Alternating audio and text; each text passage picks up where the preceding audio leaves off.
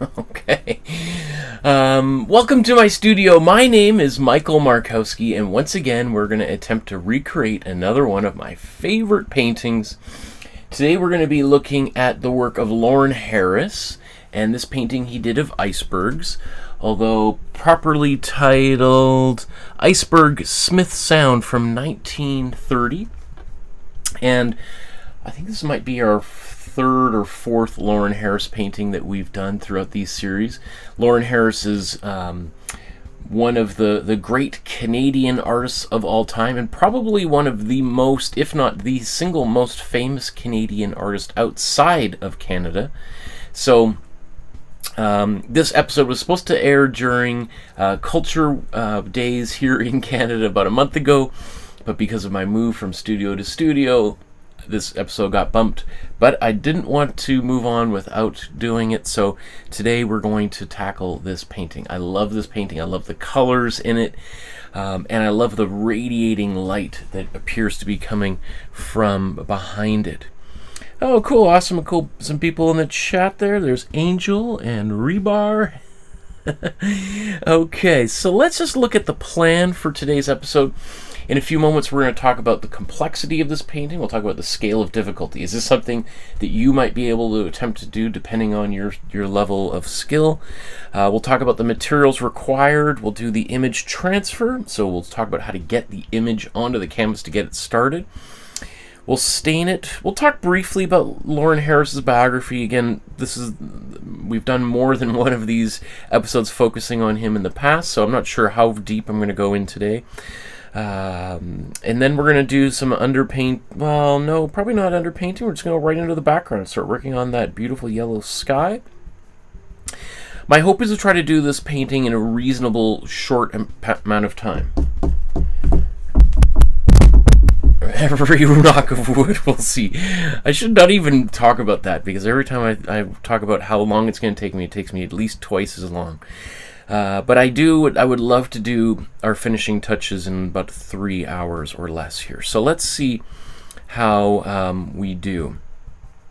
Maybe just before we do that, I just want to quickly cover some bases here. Just want to quickly remind people to like, subscribe, hit the notification bell. That greatly helps me out. If you want to support the channel with a small donation, you can use the link there, or scan the QR code to the PayPal site, and you can donate safely, securely here through PayPal. The price of a cup of coffee, $5, kind of something like that. All of everything you see here is through your support. So thank you to those people who've been supporting the channel for years now. Alex says, hello, it's my first time catching the live stream. Awesome. That's great, Alex. I'm so excited that we're finally here sharing the same time and space together. Other ways you can donate: you can send an e-transfer or a check in the mail by contacting me through my email. It's on the Facebook group and on my website, so those links are down there below. And speaking of the Facebook group, you can scan this QR code and join the Facebook group. It'll look a little bit like this once you join the group. I encourage everyone to take a photograph of the artwork you're working on now, post it to the Facebook group, and then about every 6 weeks or so I go through everything that's on the Facebook group and give some detailed feedback so that everybody, regardless of where you are in your creative journey, you can get a little bit better. And after all, that's usually what everyone wants to do. And whether it's paintings we've done in class, like let's say you're going to work on today's iceberg painting by Lawren Harris, that's cool. I'd love to see that. If it's a different painting you're working on, something that inspires you, or even it's some drawings from our intro drawing class that I did about 4 years ago that has hundreds and hundreds of thousands of views, the most successful thing I've ever done. I still give people feedback on those, even though it happened a long time ago, because not everyone was here live when we were doing it. So anything I can do to help spread the joy of art throughout the world is my goal. Okay, so we don't want a big yellow square. We want... Let's talk about how difficult this painting might be for you. So here's the scale of difficulty as I've defined it, right? And at the very bottom or very top there, you've got the beginner, someone who's, this might be the very first time you've ever watched me live, you've never painted before. And then we've got novice, intermediate, advanced, and expert. Expert would be like Lawren Harris himself.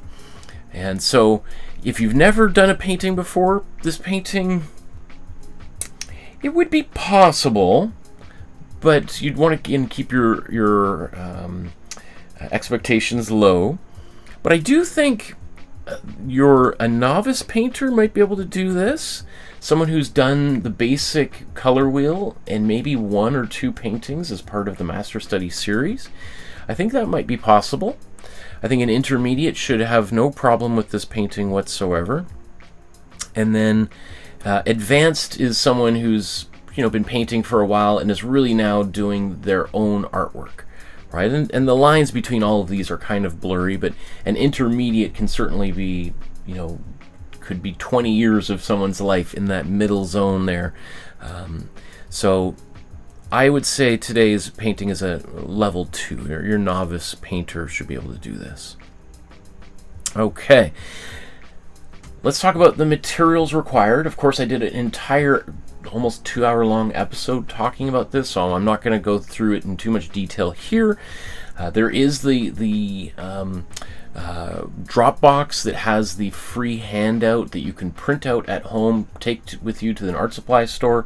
It's got a wealth of information so that you could get started painting right away. You can also view it on your phone or your computer without printing it. It's up to you.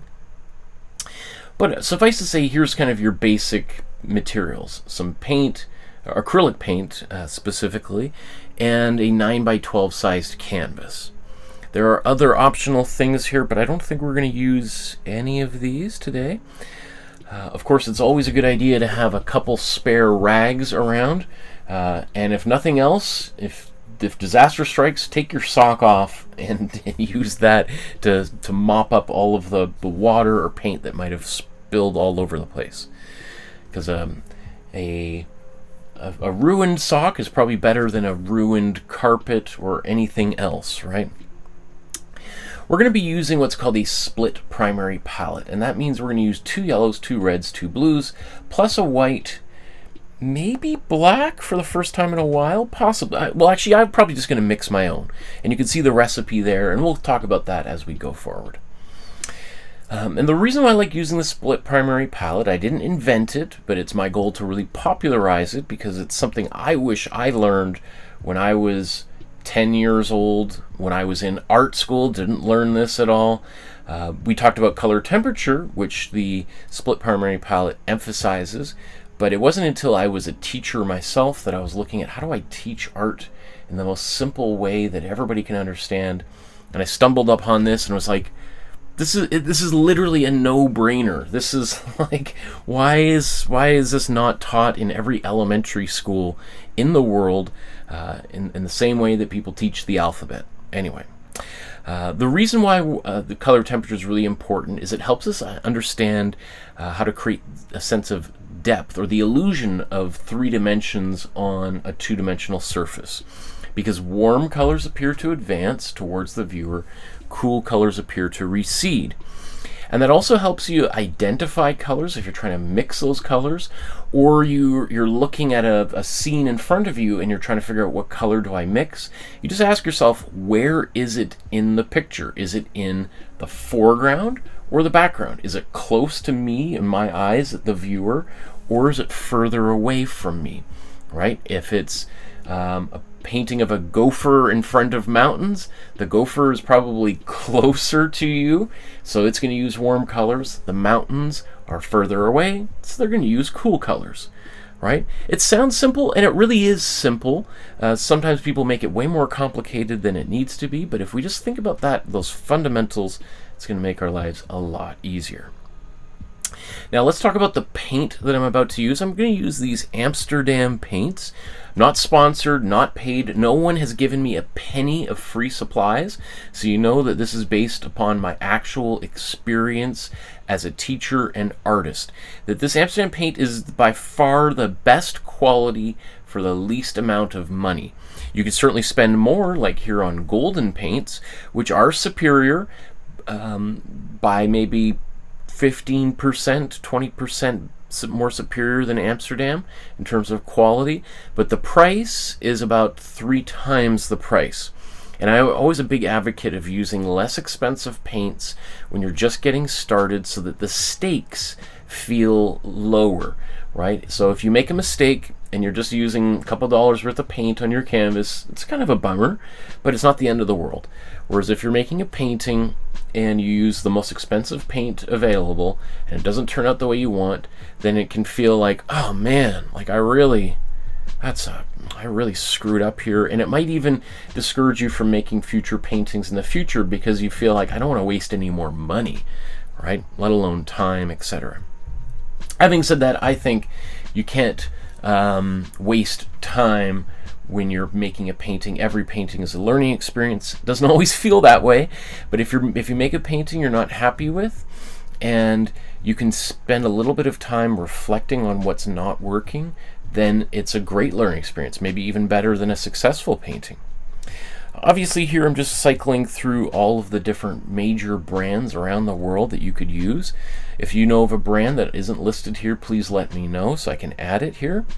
But there's a few that I've used, these last two, Museum Color and Peebo, as well as a few that people in our community have used, these Mary's paints and Fevicryl. All 4 of these brands are not useful for this particular technique.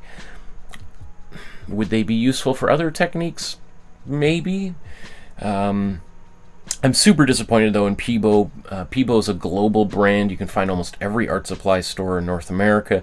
And essentially what all these brands have in common is they put too much white paint into their paint as a filler.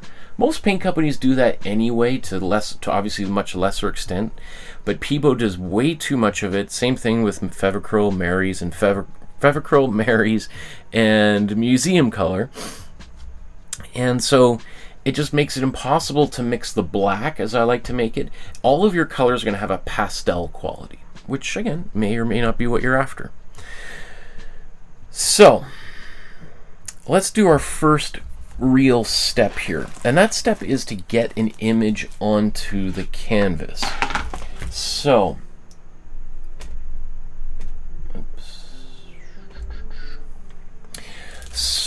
what I want to do is I want to be able to get an image onto a canvas, but in order to do that we're going to need to download the image to transfer, and you can use the Dropbox link there in the video description.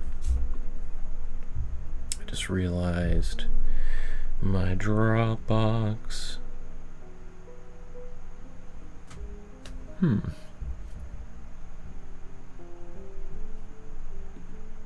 Oh no, there it was.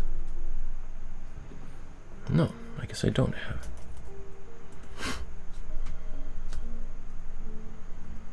Let's make a...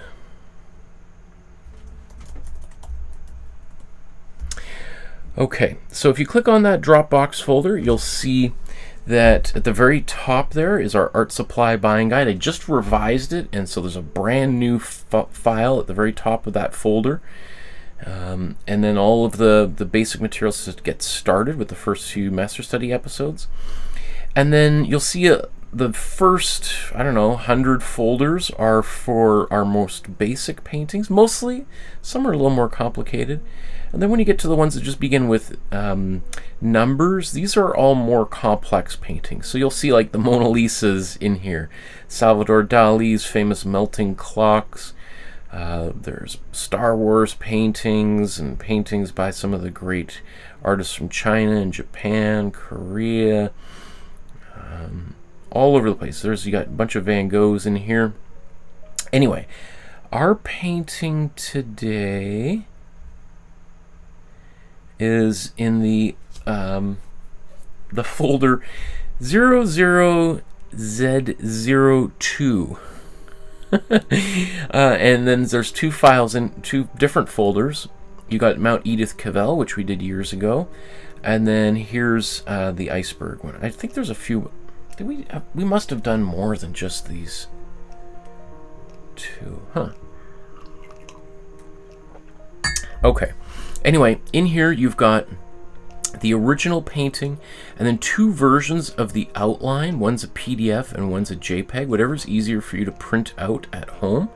And once you've got that printed, or you've downloaded it, you can print it out on your LaserJet, inkjet printer at home or work at a local photocopy shop. And then now we're going to transfer that onto canvas. So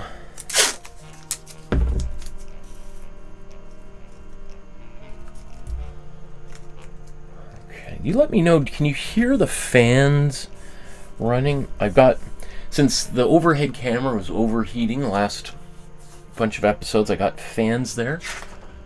I can hear that sound. I'd be interested to hear how distracting it is for other people though at home.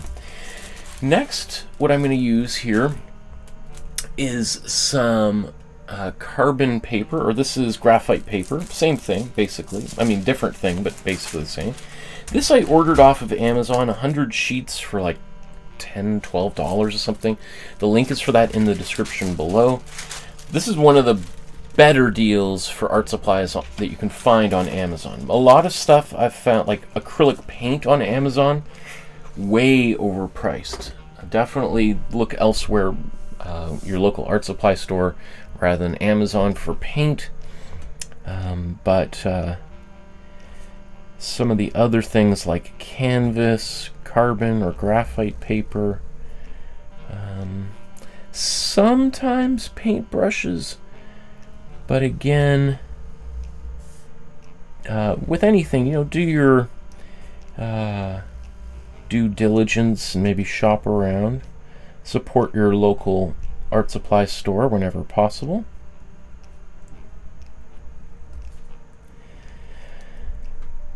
And you know, as I always say with these outlines, the goal is not to make, you know, a perfect reproduction here.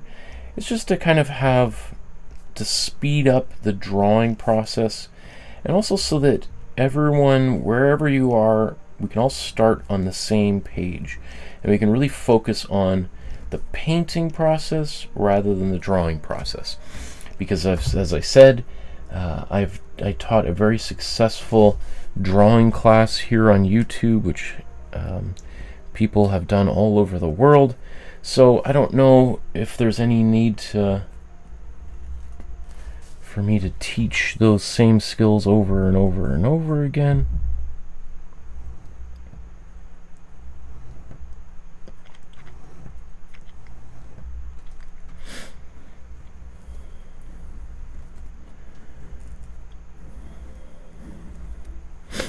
Now, I was debating today how I want to tackle this.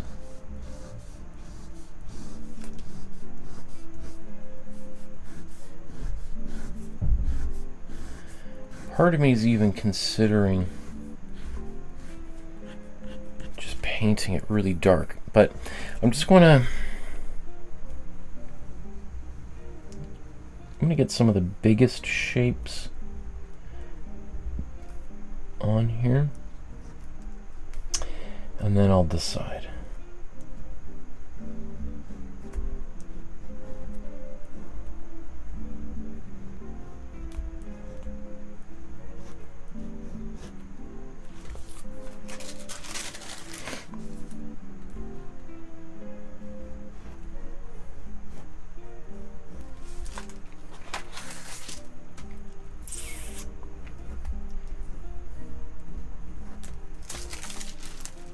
Okay, good enough. You do want to double check that you've got the lines you want before you peel the tape off, because once that tape comes off, you're never going to line it back up again. So just double check.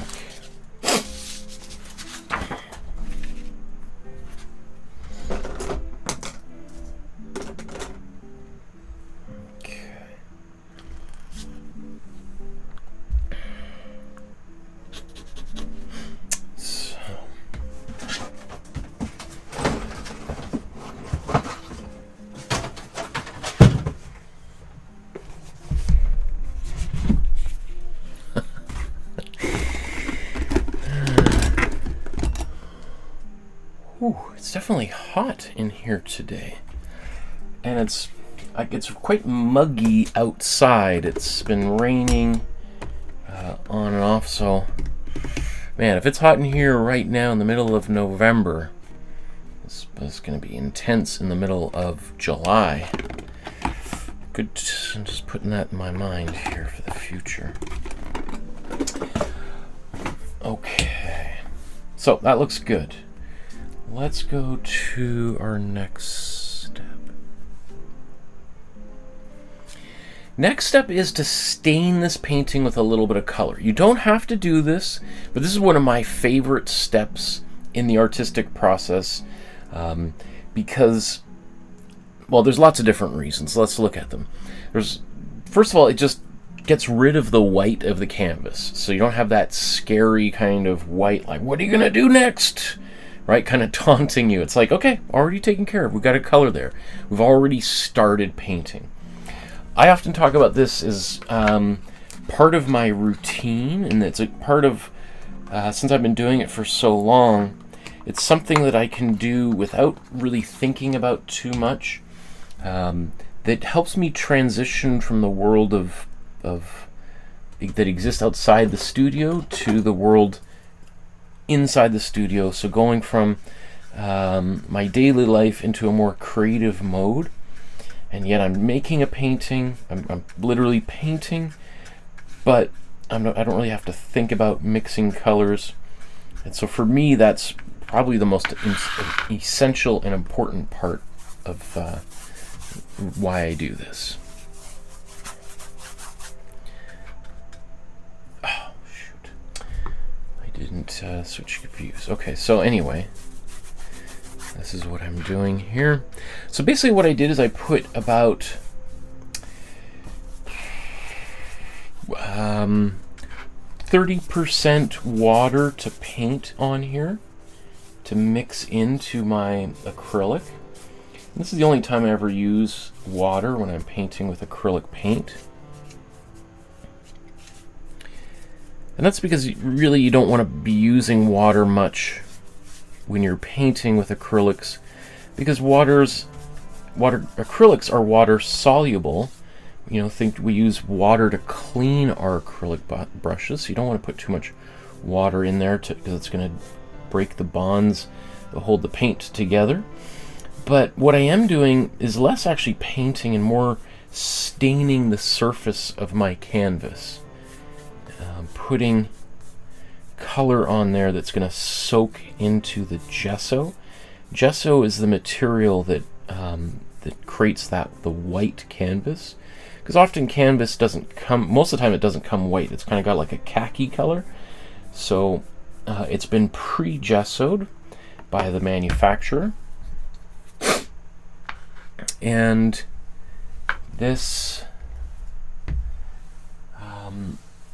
that gesso is made of mostly plaster and acrylic medium, and so water or anything that's got water is going to soak really well into that first layer. So if anything, we're staining more than painting. There's Pascaline. Hi, Pascaline. Nice to see you in the chat there. Okay.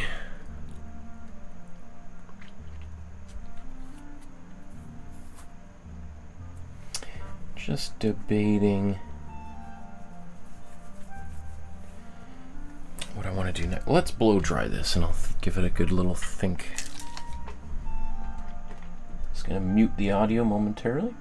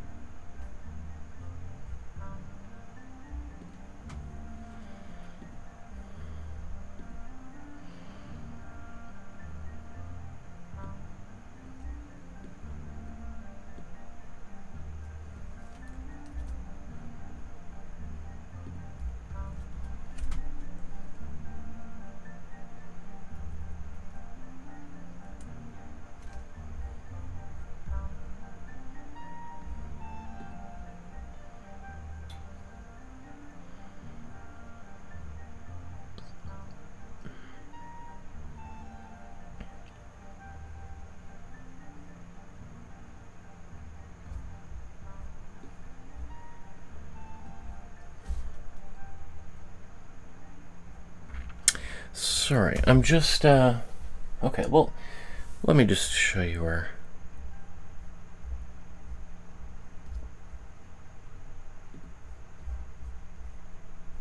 Should have had this queued up. It's funny, every time I do one of these shows, I think to myself, okay, I got it all ready. Some feels like something's missing, and then as soon as the show starts, like, oh yes, oh I forgot to do that, forgot.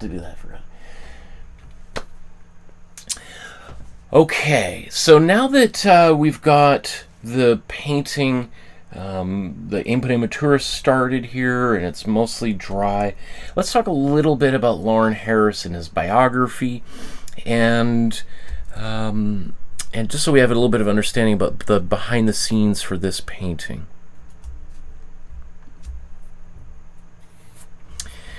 As I said before, I have done episodes focused on Lawren Harris in the past and talked at length about his biography, so I don't really want to rehash that too much here, so I'm going to kind of just summarize things really quickly.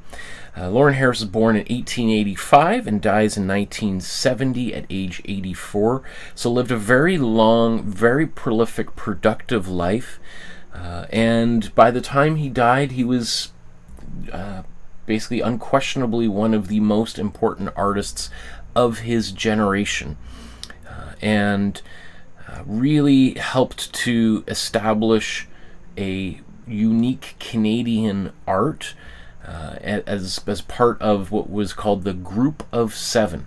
The Group of Seven was a group of originally 7 artists that were all Toronto-based, who were outwardly all made landscape paintings, but that wasn't really the main focus of the group.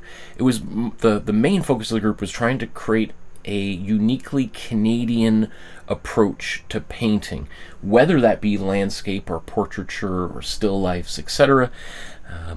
But for the most part, most of the artists were focused on the landscape, and so essentially the Group of Seven became known as like a landscape painting group.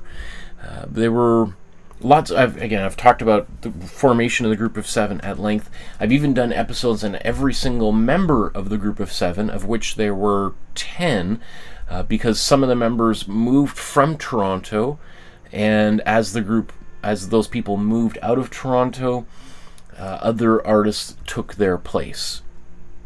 And I think that's really important to remember, is that because often people mistakenly believe an artist like Emily Carr, another one of Canada's greatest artists of all time, many people believe she was a member of the Group of Seven, which is not true. Basically, the main thing wasn't because she was a woman, it's just because she was all the way out on the west coast of Canada, about as far away from Toronto as you could possibly get, and they had already had members of the group that had moved to Vancouver, to Edmonton and Winnipeg, and because, this is the early 1920s, because when this is a time where communication's a little bit more difficult, and being part of a group when people are spread all over the country just became kind of untenable. So, anyway, yeah, let me see, but I don't want to talk too much about his life and biography. Well, initially the Group of Seven did most of their work in and around Toronto, and kind of most famously the giant provincial park north of Toronto, about 3 hours drive north of Toronto, called Algonquin Park. And many of them went up there before the Group of Seven formed, and then after the Group of Seven formed, because another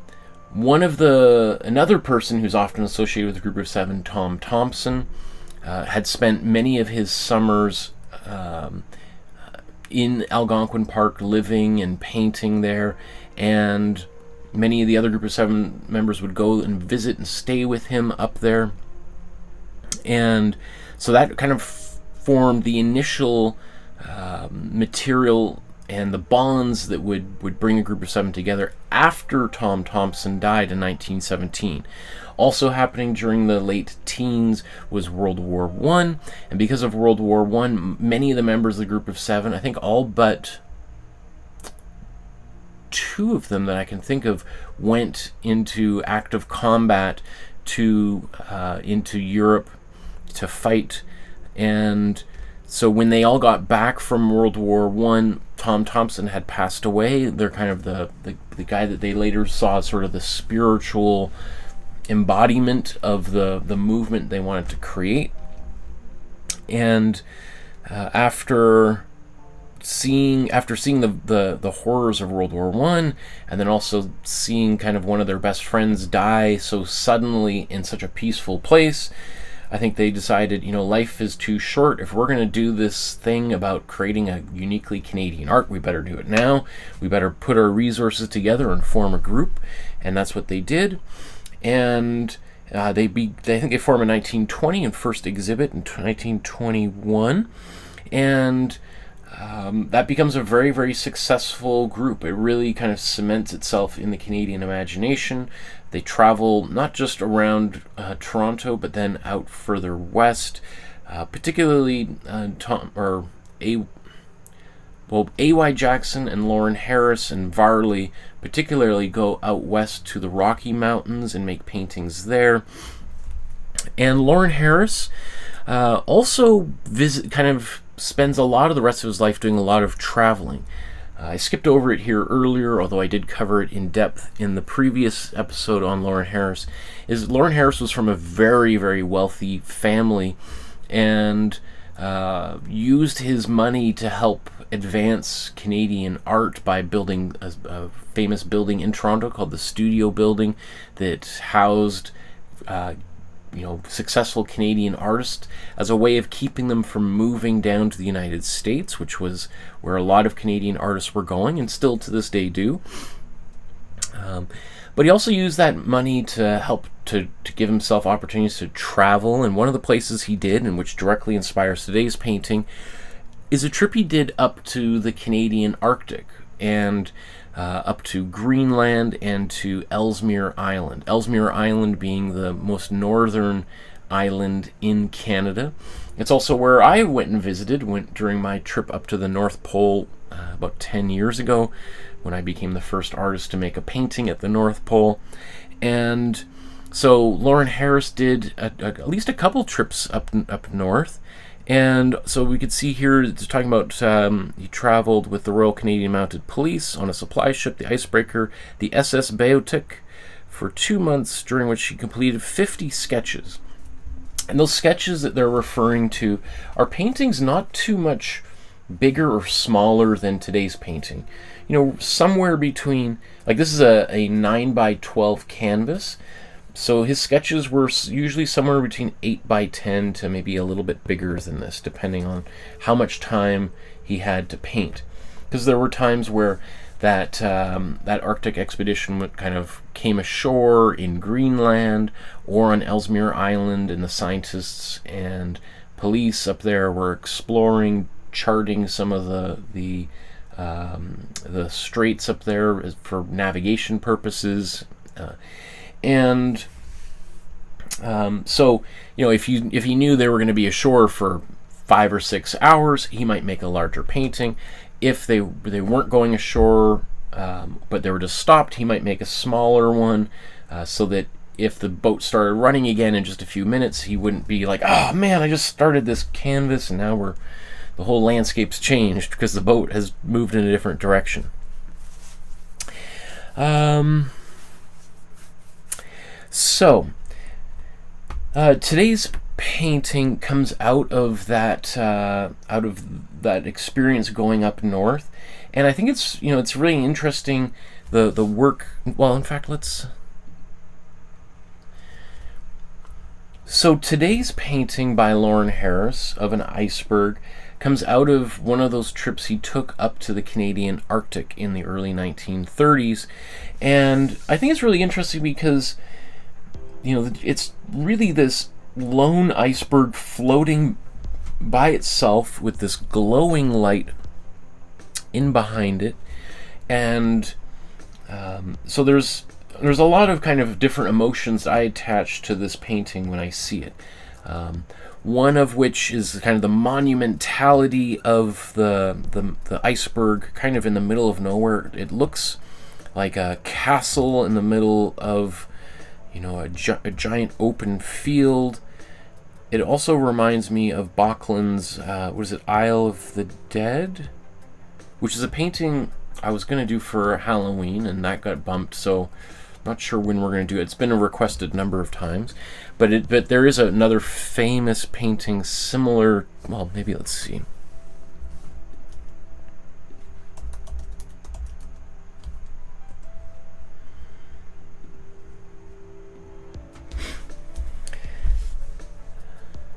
So, and there's a few different versions of this painting that Böcklin also did.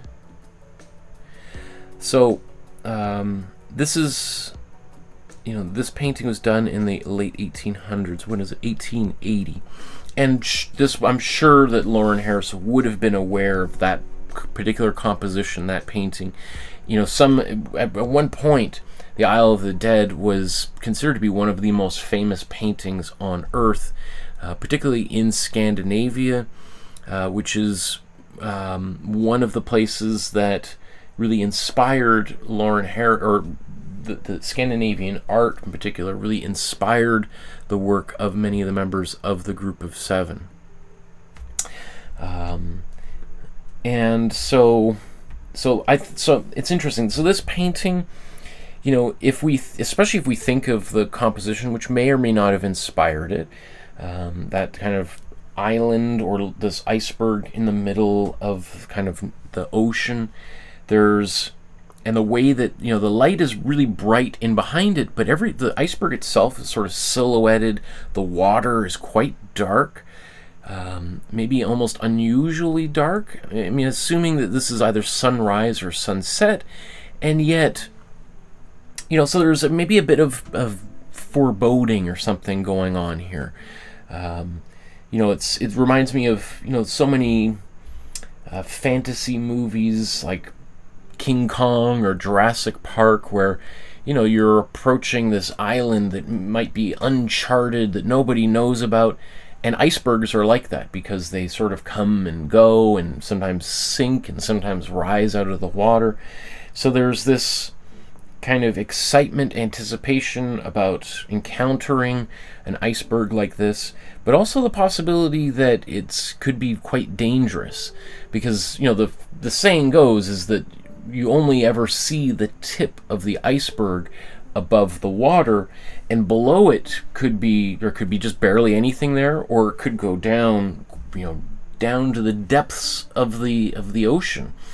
And so, you know, approaching an iceberg like that is you want to be very careful that you don't get, you know, you don't want to go just right up close to it, and then all of a sudden it starts tipping over, your boat's right next to it, and underneath is a whole bunch of submerged ice, which could then swing and flip over, and the boat itself could get knocked over or swept under the water. And so icebergs are this beautiful natural occurrence that also are, they have a fantastic quality in which they're both beautiful and sublimely dangerous, right? Because the power and size of them, and the fact that we don't really know, or we can't see with our own eyes, you know, the depths of the iceberg, I think is quite fascinating. And so here the way that Lawren Harris has sort of depicted it is, there's, I think, a bit of, I wouldn't say menace, but, you know, there's this beautiful sky, which feels very welcoming, and yet, you know, you almost wonder too, the way when he sketched this, did like the RCMP boat that he's on, you know, did they just sort of stop, and were they kind of analyzing it, trying to decide how close they could approach it? And in that sense, is there a bit of like, you know, observing it from afar. Maybe they, using like sonar, are able to determine, whoa, it's actually, we better be very careful. We don't want to approach this because it's quite dangerous. We can see there's other parts of it beneath that could rip a hole through the bottom of the boat. So, you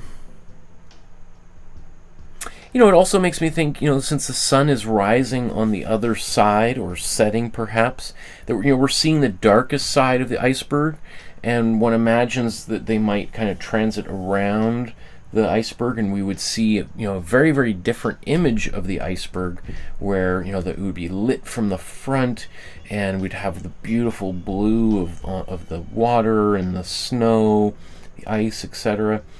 So, yeah, you know, in a way, it kind of reminds me of Caspar David Friedrich's painting.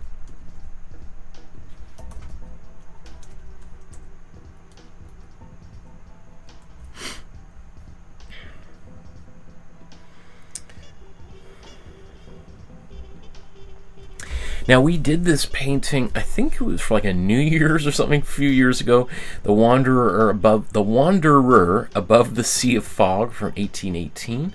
And again, you know, we're seeing kind of this landscape over the shoulder of this guy who's got his back facing us. So we can't see his face, we don't know his expression.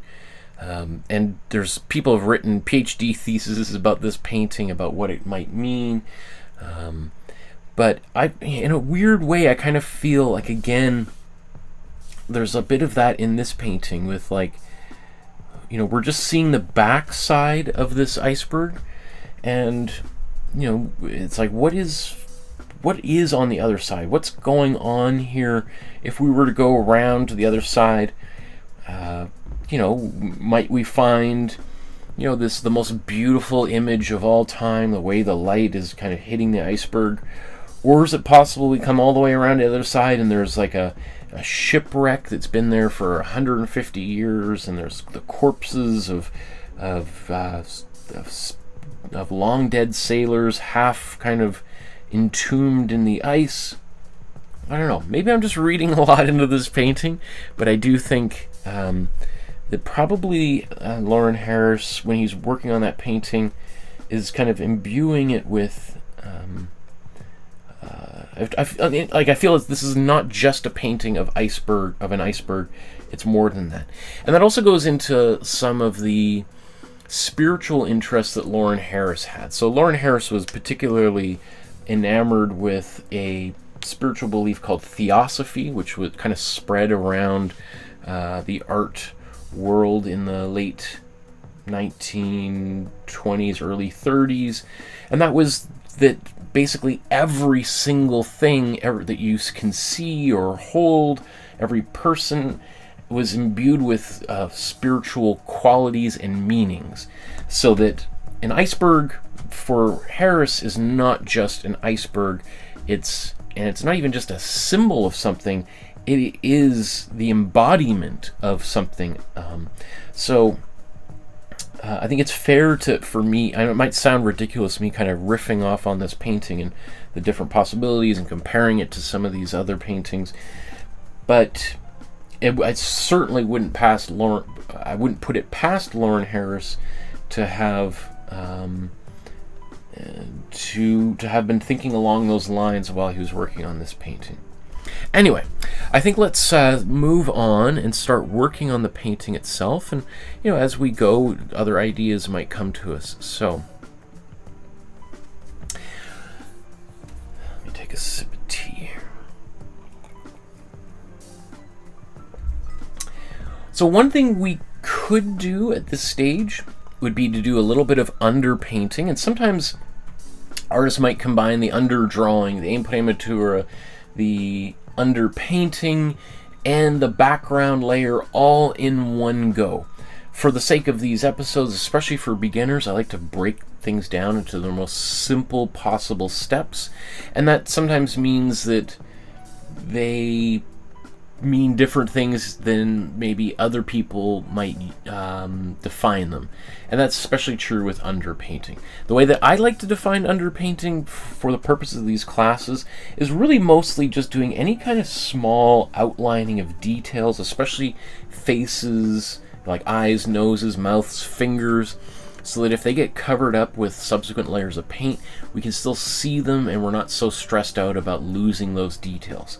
With this painting, however, I feel like I'm not too worried about, if I lose some of these details. It's a relatively simple, straightforward painting.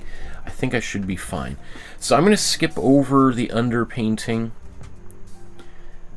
Let's go now directly to the next step, which is to do the painting of the background, or at least the first pass of our background layer. And if you've painted with me for a while, you know that I don't like to just finish the background and then go on and finish the foreground and then I'm done. I sometimes will start in the background, paint there for a little while, go to the foreground, paint there for a little while, and then maybe go back and cycle through them a few times. So there's a bit more of like a web of paint as opposed to just one thing on top of one another. The way I always describe it too is it's like a Polaroid picture. I don't want just part of the picture to develop.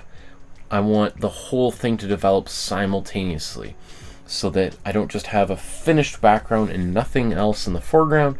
I kind of want the whole painting to come together right at the very end if possible. It also makes for pretty good content, I think, too, just by chance.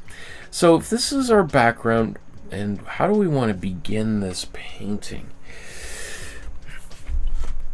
So I have painted this painting in my in-person classes before, so I'm just trying to think just for a moment here if there's a different way that I might want to go about it.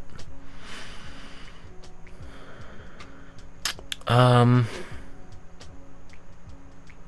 I think I know what I want to do. I think the way that I've done it makes sense. So let's get a little bit of paint on the palette. We're going to start with our cool colors in the background, because cool colors are going to make the background recede.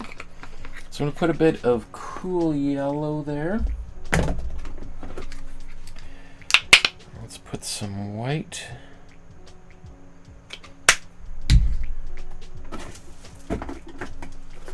And some cool blue.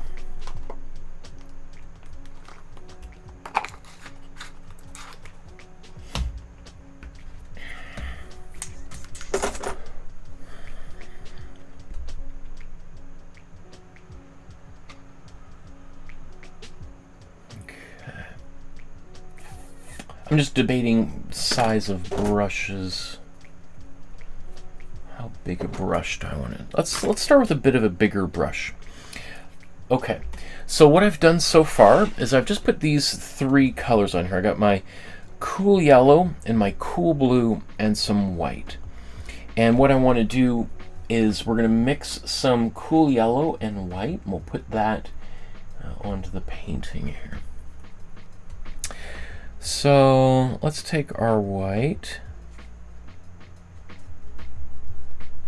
pretty substantial amount for right now. We'll put some of this cool yellow into it.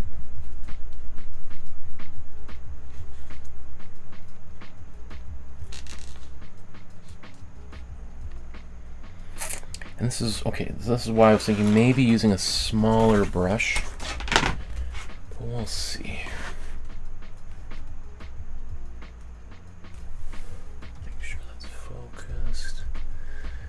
Good. It looks like my camera's not overheating yet, although I don't want to get too excited.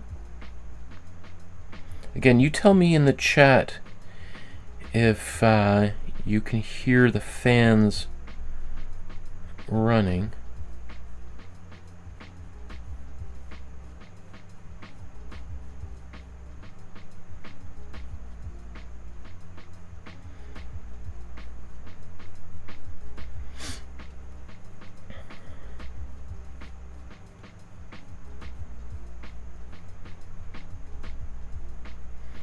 So I'm not concerned about painting over my lines. In fact, it's maybe even a little bit desirable to do so, especially down here on the iceberg itself.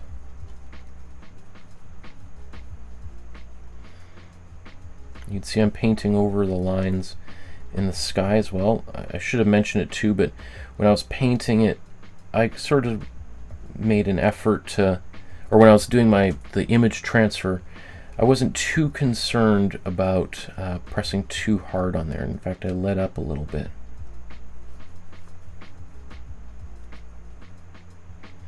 Now, I haven't for a second looked at how Lawren Harris himself did the light radiating, what appears to be radiating from the iceberg, but this yellow. I'm just trying to get some color in place here.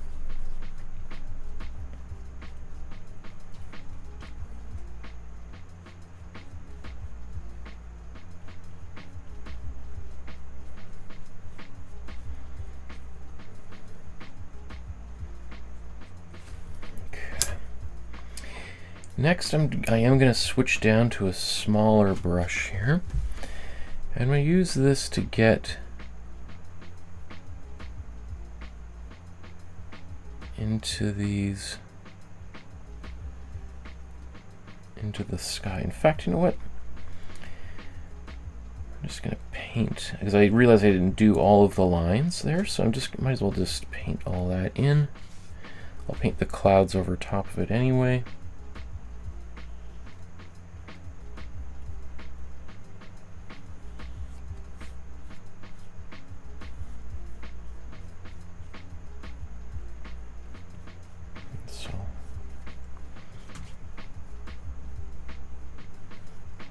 Let's just do this whole thing just like that.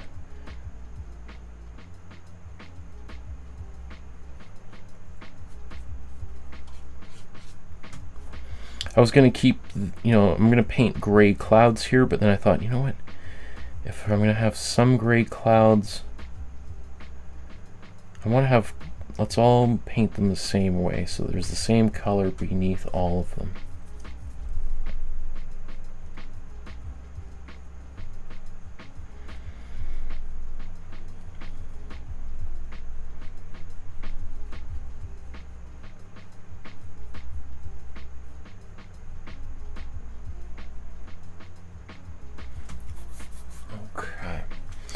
On camera, that looks like that's really white, but it is yellow.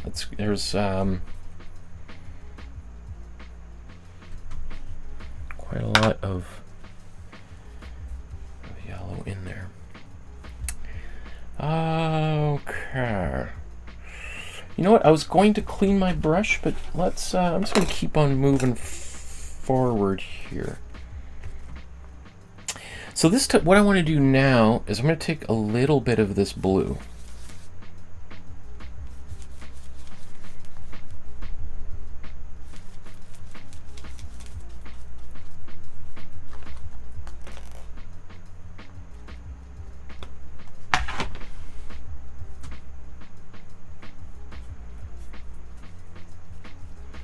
Now I might want this to be a little bit more blue in a few minutes, but I'm just going to put it on like this. As I was like, it's easier to kind of start with something a little bit lighter and then to darken it if I need to or want to.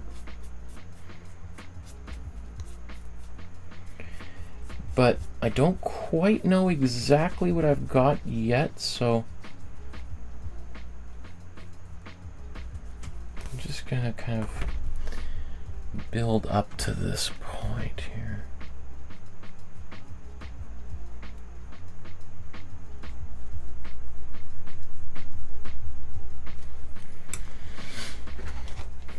Okay, actually, let's see if I can steal this paint off of that brush there.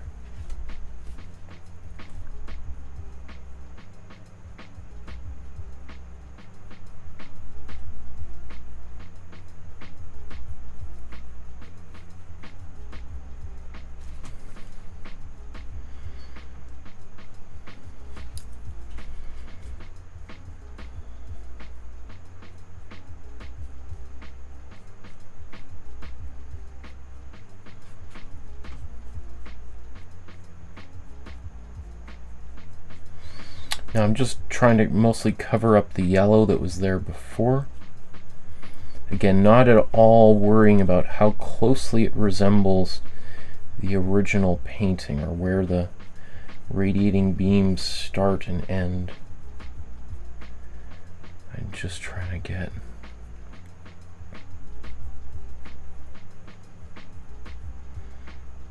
paint in place here. I'm not sure how all that's showing up on camera here. I still have to really adjust this. Oh no. Oh, okay. Alex says, I can't hear it. Uh-oh, my audio says it is working.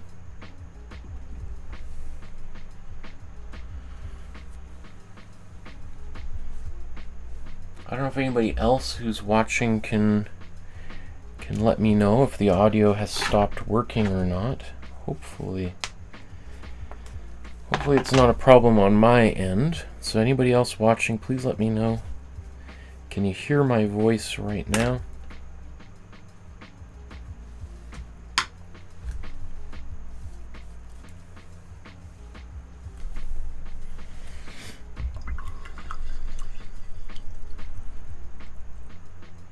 Oh, so Alex says, sorry, I can't hear it. Oh, the fans. Okay, cool. Sorry, I didn't understand what you're saying there, Alex. Sometimes, you know, I ask a question and then I forget the question I asked. I appreciate you asking the question, Alex. That's awesome. Okay, that's good to hear that you cannot hear the fans, but you can hear me. Okay, good, good.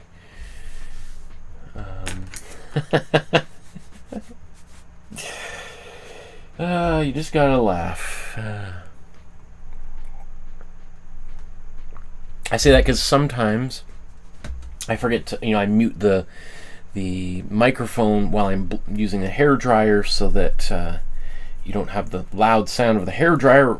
And then sometimes I have forgot to unmute the microphone so you can hear again. Okay, so at this stage though, I'm just debating, do I want to move on? Speaking of blow drying, I'm going to blow dry this really quickly.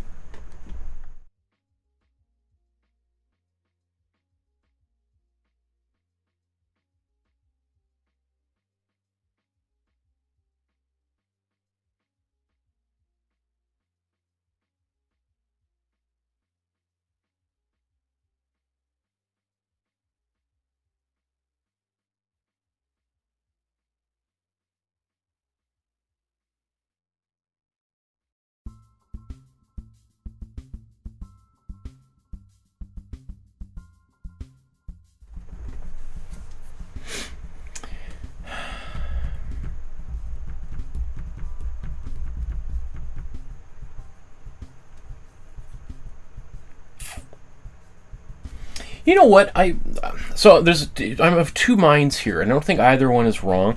I could continue working on the sky and then come back, but I think let's fill the rest of the painting in. So let's go to,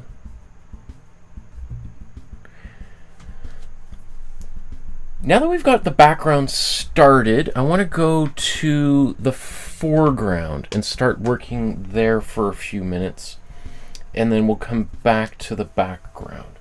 So when I look at the foreground of this painting, basically it's the iceberg and the water is what I'll define as the foreground. The clouds and the sky are what I would say are our background. It's conceivable that there is something back there, maybe a shoreline that's in dark blue all the way at the back there, but I'm not sure. Anyway, let's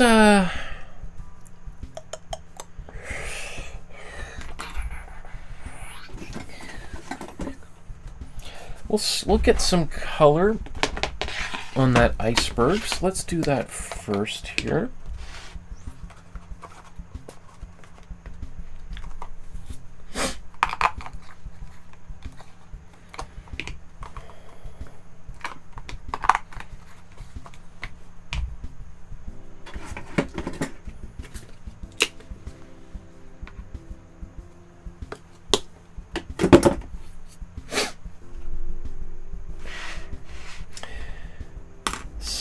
the iceberg, let's paint that.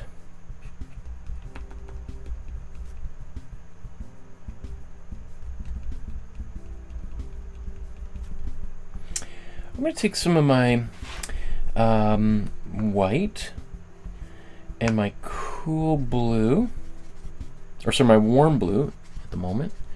My warm blue. And then I am going to take some cool blue and mix it in here. Let's maybe put a bit more.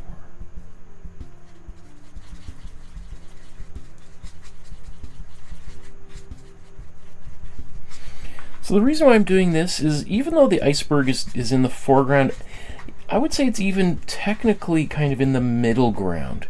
There's quite a lot of water, but at least a third of that painting between us and the iceberg. So I don't want that iceberg coming too far forward. I want to keep a little bit of some cooler colors in here. And I do think that some of these highlights actually have a lot of cool colors in there. So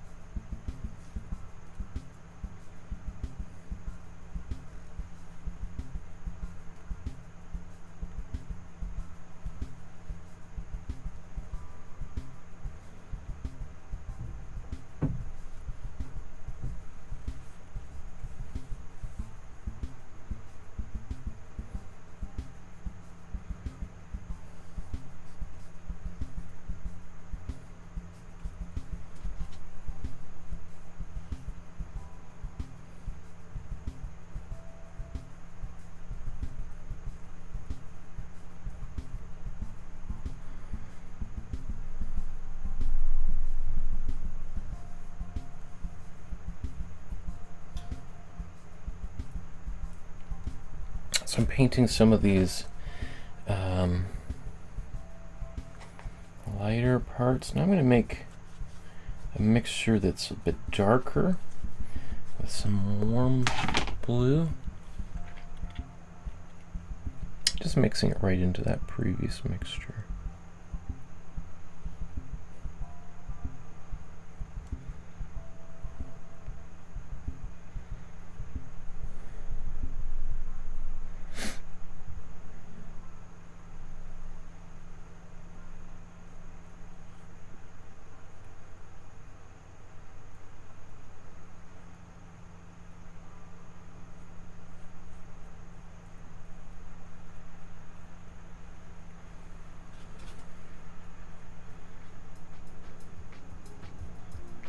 So at the moment, I'm just worried about getting most of this yellow painted in. I'm not really super concerned about anything else.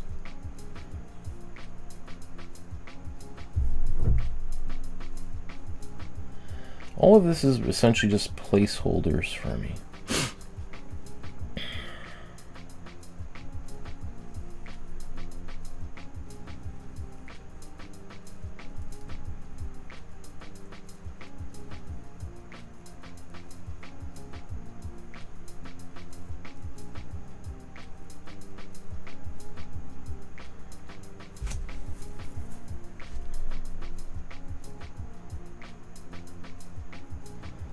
So I see some little ridges built up because I'm kind of applying this paint quickly, and there's a lot of texture, so I'm just going to go back over and erase a bit of that.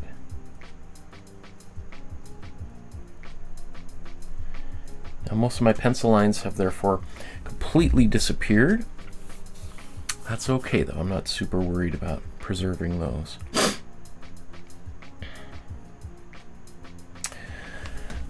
Okay, so maybe next what I'm going to do is I'm going to make a dark gray. Or, well, yeah, it's going to be a bit of a gray because I didn't bother cleaning my brush. So there's a bit of white still in here. So what I've done is taken my warm red, cool yellow, and cool blue. And right there, the color I've mixed is like a dark brown. And that means there's more yellow in it than blue specifically. So let's put a bit more. Oops, too much now of that.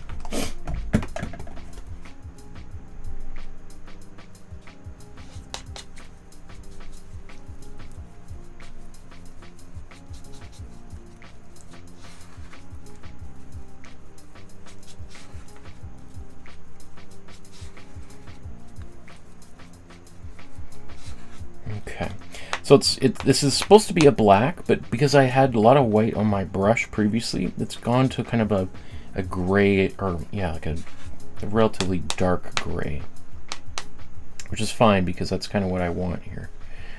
I want to take this color.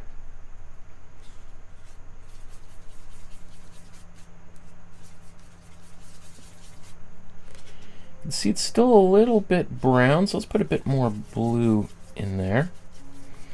And now I get a bit more of a bluish gray. And actually that's exactly what I want. Now that I look at the painting, I'm like, you know what, I do want to be a little bit more on the bluish side anyway, so it's going to turn out to be just fine. So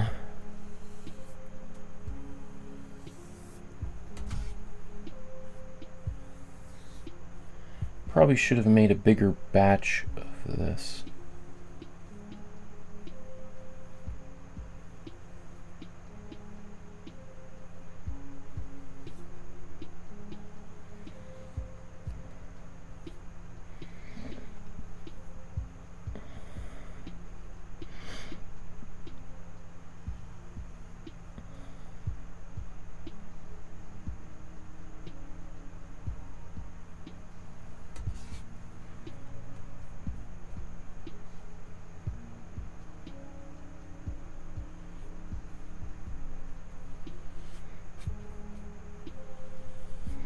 Now it's gonna get, there's a little bit of a black streak running across here, so I'm just gonna leave a little gap there that tells me where my black or my dark color is gonna go.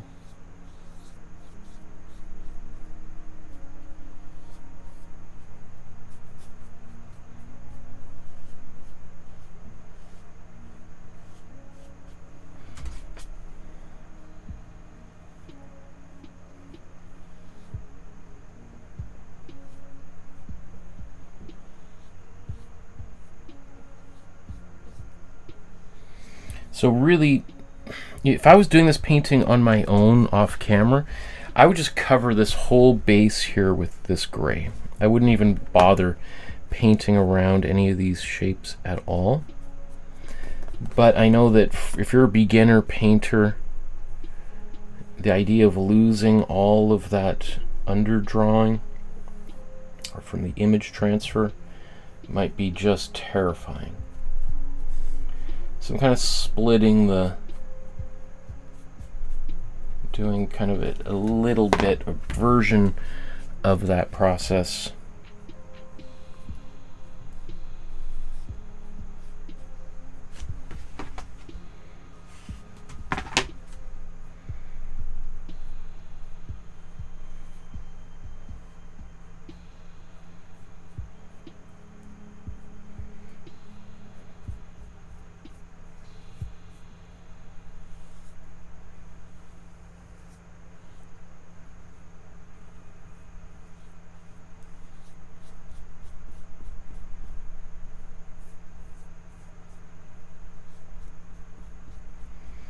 So, and the only reason I'm doing this here is just, it helps me to see roughly where some of these darkest shapes here in the water, the caps on the water, are going to go.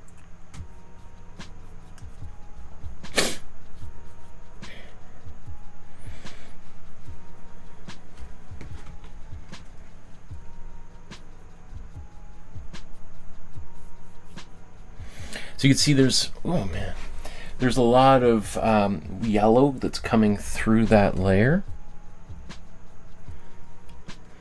And I guess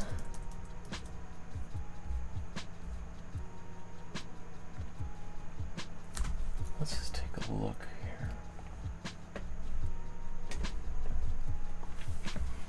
You know, if I do look at that, I do see lots of other colors kind of in here. Oops. Coming through. I see some kind of, almost see that actual bit of yellow coming through here. So that's interesting, because my initial thought at this moment was to actually just go back and mix that gray and put it back over top of this. And just so I've got a more opaque layer here.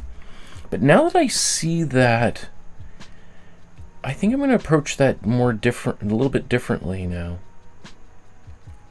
I think I'm going to paint the darker areas in next, and then I'll go back and paint around it, around them. Should I? Yeah, let's clean this off. I was going to keep it kind of a little bit dirty.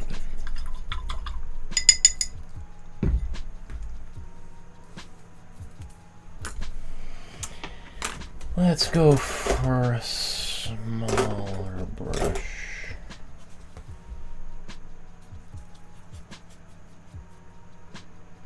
This is my black. I'm actually going to mix in some warm blue. I'm going to mix warm blue into this black.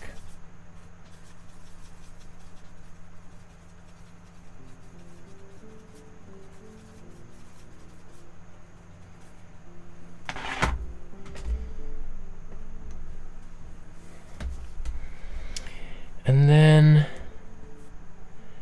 where should I start? Let's see if I can find one of these guys.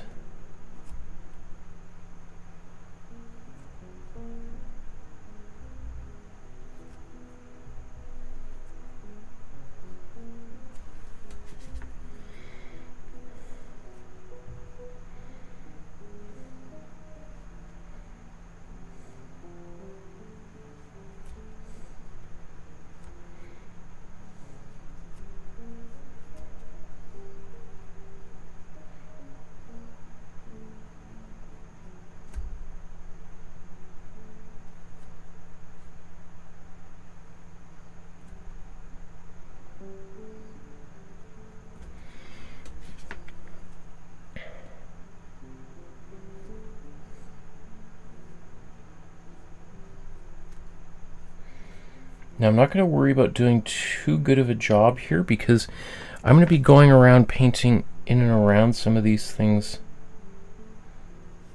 with a different layer here shortly anyway. So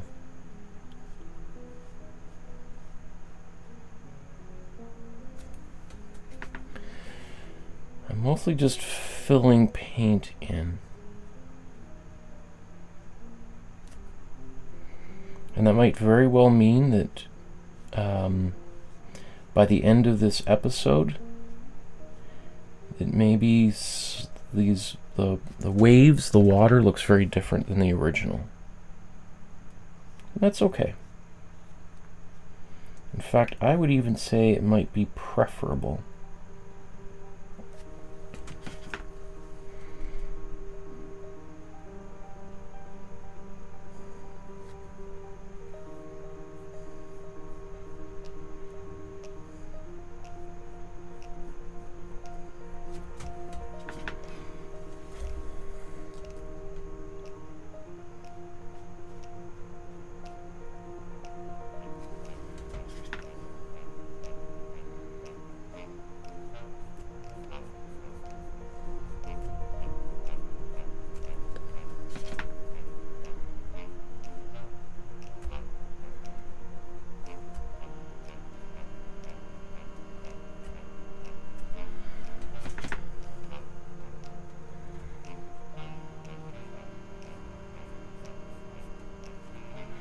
One thing that we want to do though is definitely have the biggest shapes at the very bottom of the painting, and as we go up they're going to get smaller, because things are always going to be a little bit bigger the closer they are to us.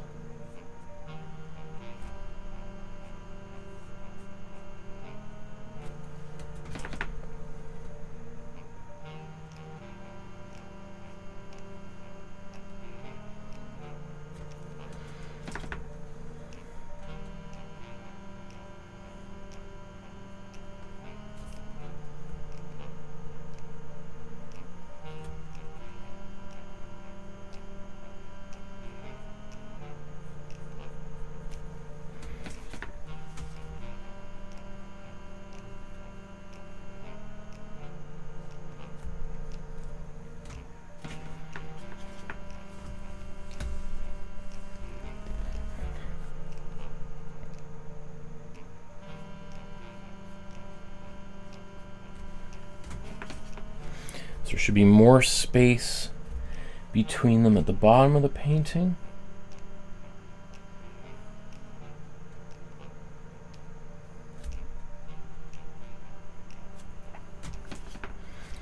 And then where's, okay, so we've got this water line up here.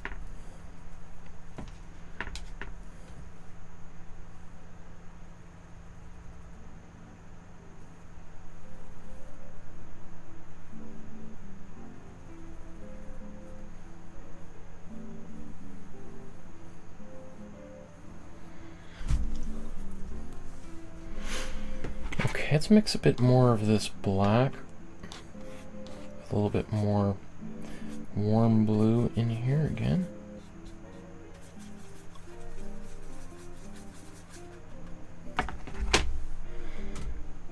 We left this little gap here. Let's fill this in. In fact, maybe I'm just going to switch to a little bit bigger brush to get this.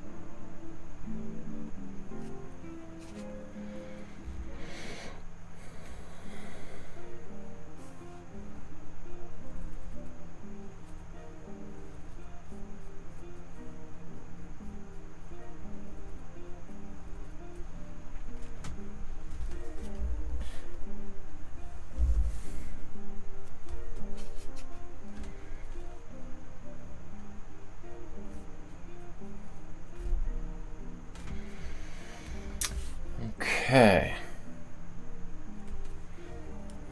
Okay, once again, I do see some big blobs of texture.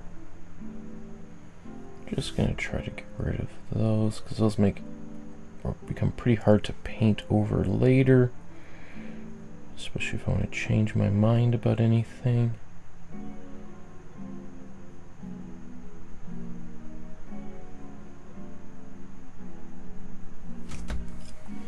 Okay. So that's where I want to be at this stage. Let's see.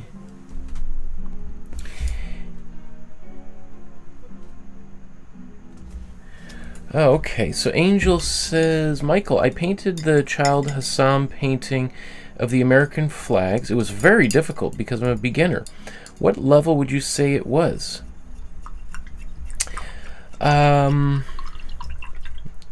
I would say that one would be, it depends on how closely you were doing it to what I was doing. I would say somewhere between like a novice and intermediate painting. Especially if you're kind of maybe tried doing some of the more complex things that I was doing. Maybe involving glazing or matte medium and that kind of stuff. I wouldn't be too hard on yourself either way. Every painting I make is a challenge, even if it's a quote-unquote simple one. There's always something a little bit unexpected that happens along the way. Like, I think I could make this painting a very difficult painting for myself if I was to try to paint it a little bit closer to the way Lawren Harris painted it. So I wouldn't get discouraged. I wouldn't say it's a reflection on your ability as an artist. If I say it's a beginner and you can't do it, or doesn't turn out the way you want,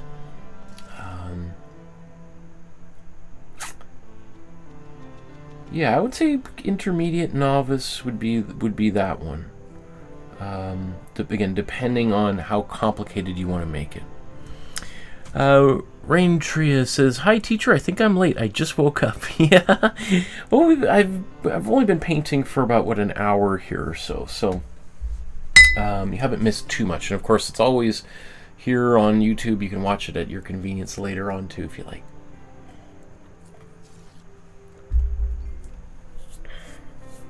Okay. There is some wet paint all over here. I'm going to blow dry that because I'm going to go back to my background next, and I just don't want to smear anything in the foreground there.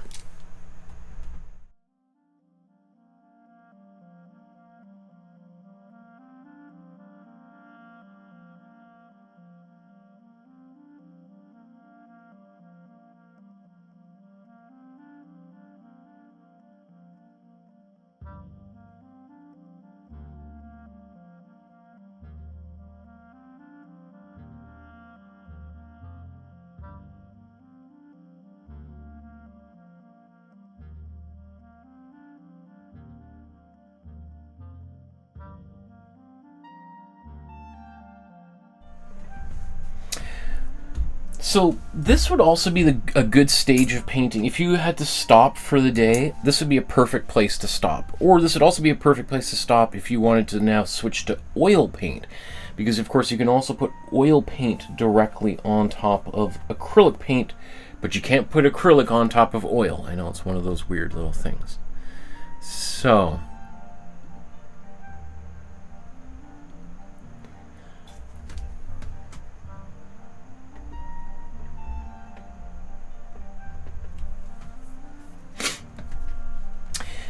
now that we've got paint pretty much covering every part of the original surface, let's go back to the background and work on that a little bit more. The reason why I did not finish the background previously is because it's very hard for me to know exactly how dark my colors should be until I get more of the painting blocked in. And I was afraid that, let's say I finished the background, it might look great at that moment, but especially once all this darker paint fills in the bottom, I might be like, oh, now I need to go and fix the background because it's too dark or too light, or etc. Because I wouldn't have known exactly how dark some of these other areas are. Now that all that paint is roughly in place, Now I have a better idea of what I'm up against here. And now I do feel like maybe I do want to kind of maybe even darken a little bit of the sky here, and maybe make it go a little bit more minty green. Right now it's all pretty soft, those colors. So let's compare it maybe to...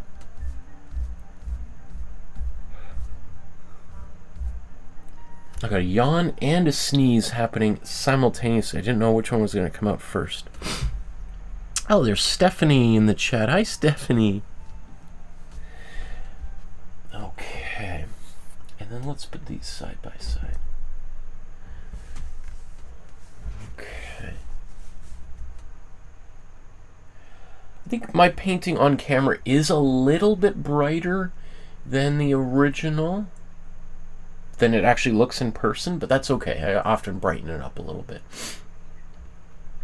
So I think, what should I start with next? How about let's start with a little bit of cool yellow, and which way should I go? I'm going to take a bit of matte medium here. So this is not the way the jar comes in, but matte medium is basically just acrylic paint without any color in it. As opposed to another medium I use a lot is glazing fluid. Glazing fluid and matte medium are almost identical. The main difference is that glazing fluid has a chemical that slows the drying time down. I could use glazing fluid. I could use glazing fluid for this, but I'm just going to opt for matte medium instead. Because I'm not really doing any glazing, probably not doing any blending, and if anything, I probably want this to dry quite quickly. The reason I'm using this is I want to put some cool yellow back into the sky, but I'm afraid, but if I put just the cool yellow all by itself, it's going to be like, whoa, that's a little on the extreme. So by adding some matte medium to it, it's going to make it more transparent. It's not reducing the intensity of the color, it's just reducing the opacity of the color. So the brushstrokes I make aren't going to have the same explosive result here. All right, so that's like maybe 60% diluted, and it's still really strong. So what I want to do is sort of preserve the interior around the iceberg and keep that basically intact with my previous color, so that that's going to look like, you know, white hot, like really bright sunlight. But as it moves outward into the sky, I want it to look a little bit more yellow.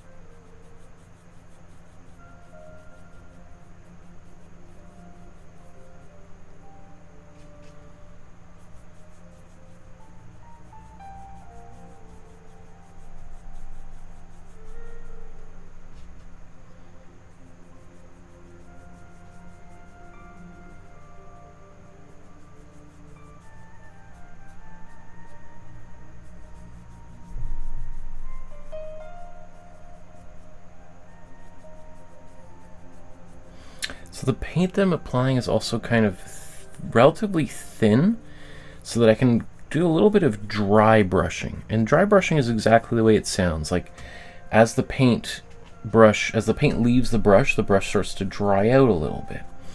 And that allows me to kind of paint very thin layers of paint on top there.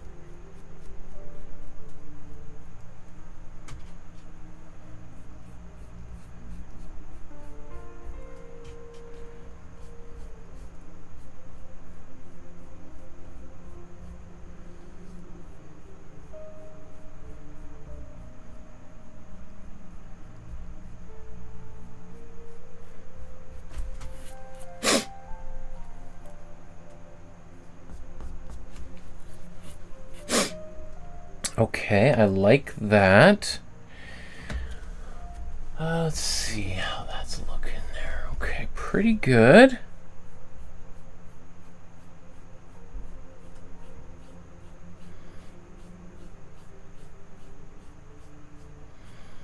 So now I'm coming with a really dry brush, just the little fractions of paint that are still left.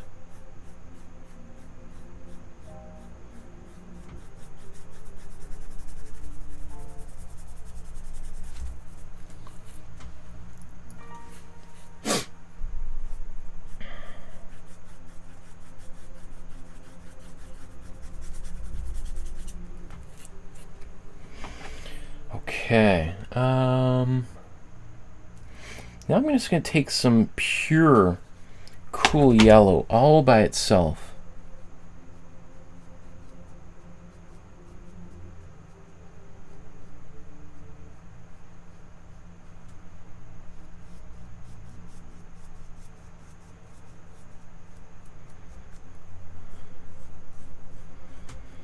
Not sure how well that shows up on camera, but it's definitely more saturated and intense than the colors I've been using thus far. And I don't want to put it everywhere. I do want some areas to feel like, you know, really yellowy, and then some to have a little bit more of that white in there.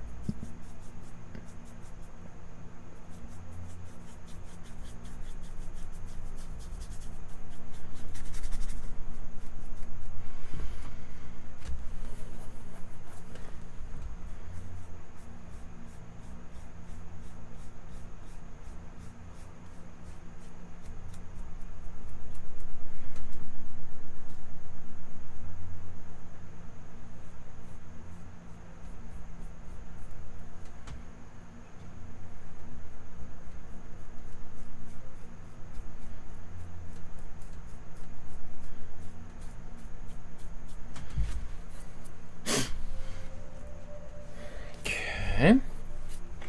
Now let's do the same thing with the green, or this kind of teal mint color. So take a bit more of my cool blue. There's a little bit of red in there. Okay, it's not so bad, but can make it go a bit more brownish.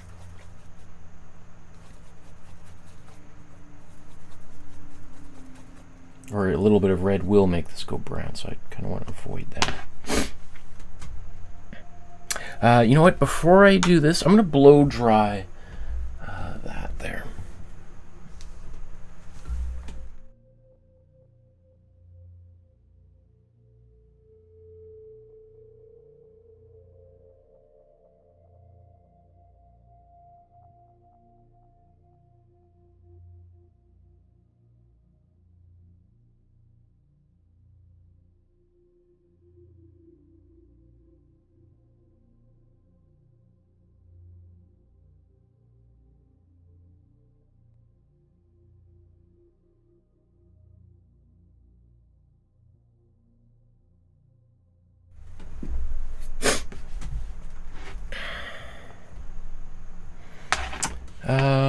Okay, and I'm also going to take that color and add a substantial amount of medium in there just to make it more transparent, so that the effect I have is going to be minimal, and therefore I can kind of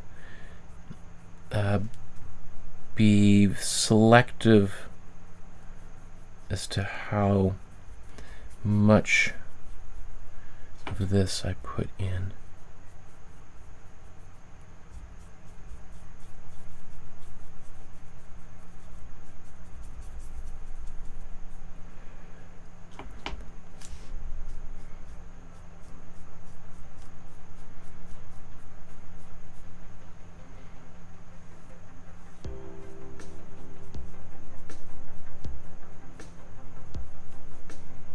So this color is a little bit darker, or it's more saturated than the previous green I had in here.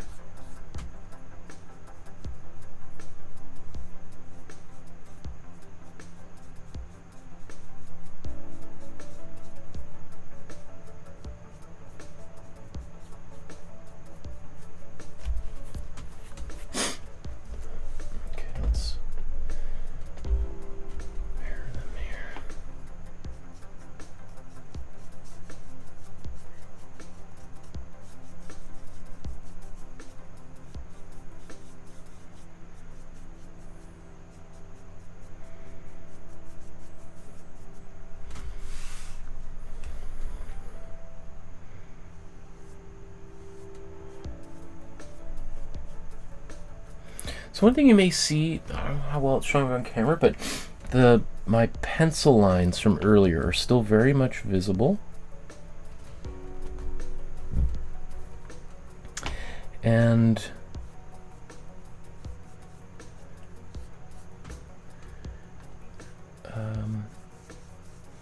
some people get really worked up about that. Some people will go back and put white paint and try to paint them out. I don't know, it doesn't really bother me so much if I see a little bit of the hidden structure below. I mean, if anything, as a painter, I like that.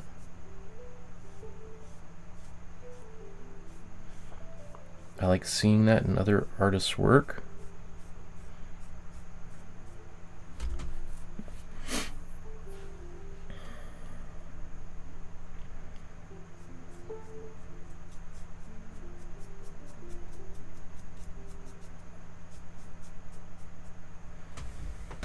Okay, I'm gonna take a bit more blue. So I guess I gotta get more. Oh, actually I do.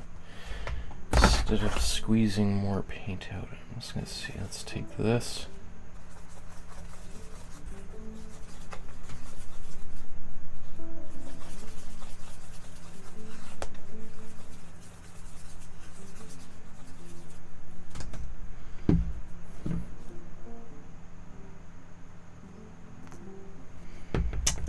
Maybe I don't even want as much green on there after all. Let's put a bit more blue in here.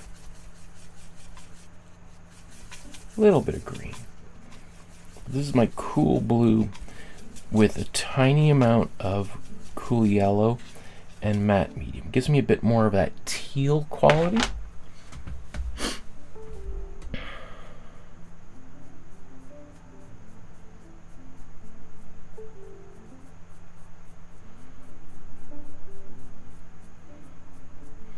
And I want this mostly just at the very top of the painting.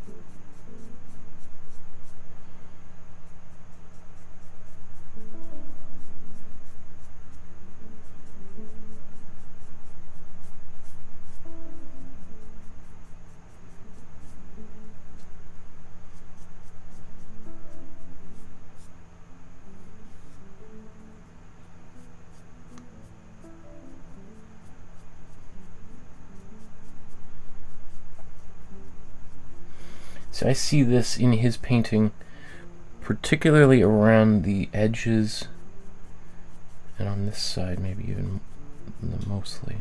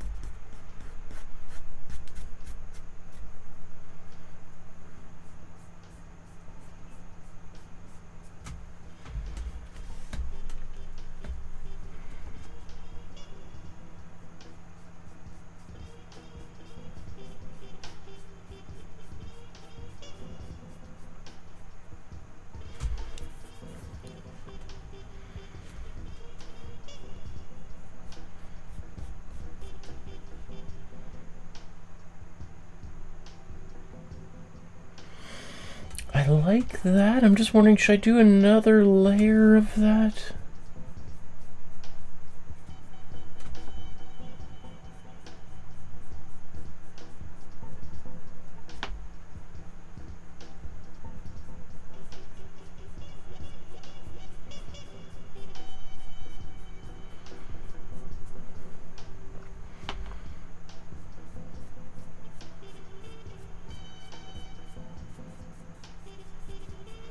I should probably blow dry this here. I feel the paint kind of peeling off a bit.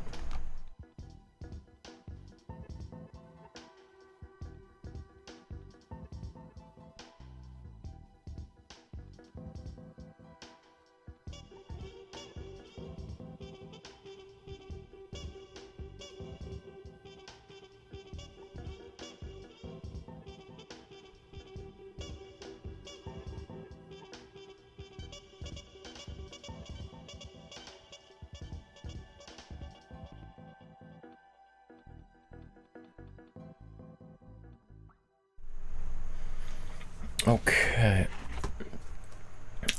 I think what I want to do is I'm going to put a bit of white back into here. I feel it's getting a little bit too green for my liking. And that's because even though I was painting these semi-transparent layers, you know, as I built more and more of them up, then that green starts to become more and more saturated. I want a bit more of this blue in the sky. It's okay if it's got a little bit teal, but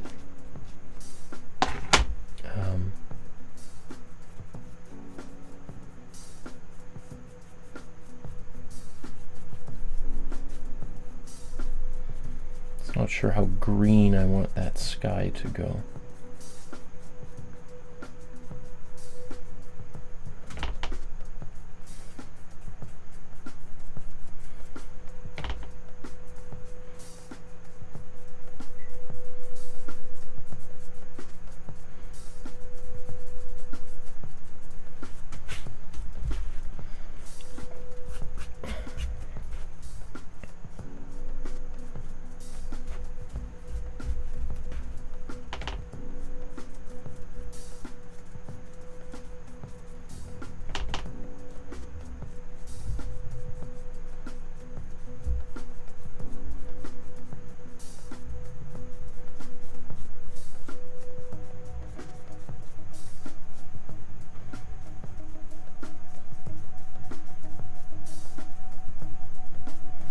So yes, painting this blue over top of any yellow areas is going to make those go more greenish, but the more I paint that over top of the green areas, the more it's going to make the green areas go a little bit more blue.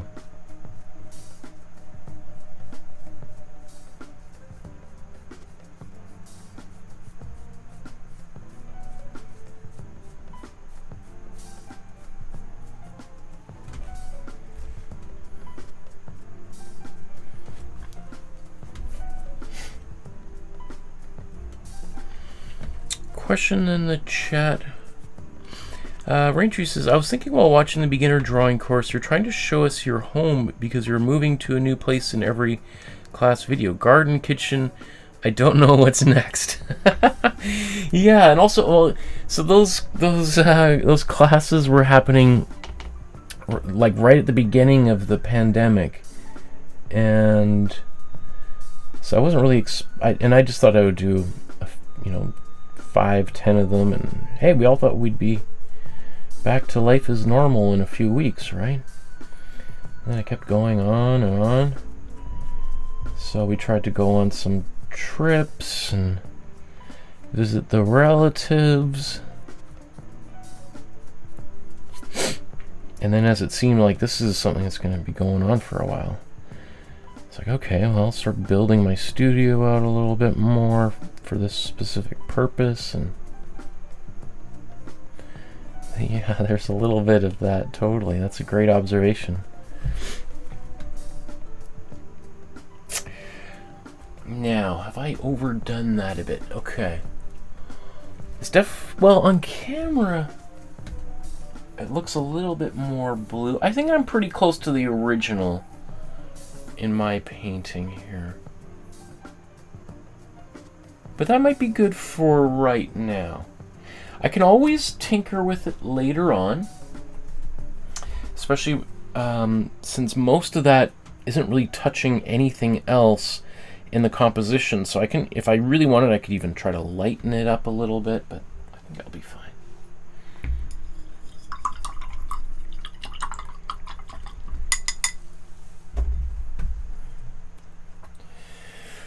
So let's do the clouds here.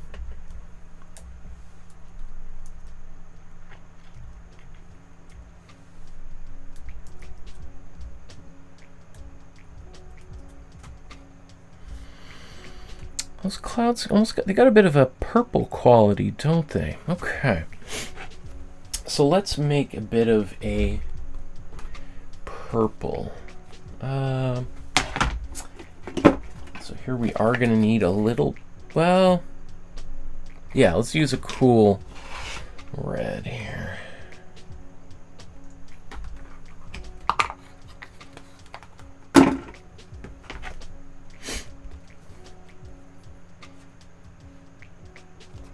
So I'm going to use my cool red and cool red and cool blue. Gives me a purple that's going to be, it's going to be purple, but it's a little bit more muted. If I used my warm red, I'd get much brighter and saturated purple.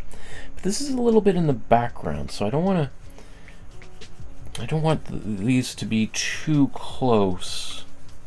So I'm using some cooler colors to push these clouds backwards. I'm also going to take a bit of my black, mix this in here just so I get a bit more of a neutral gray.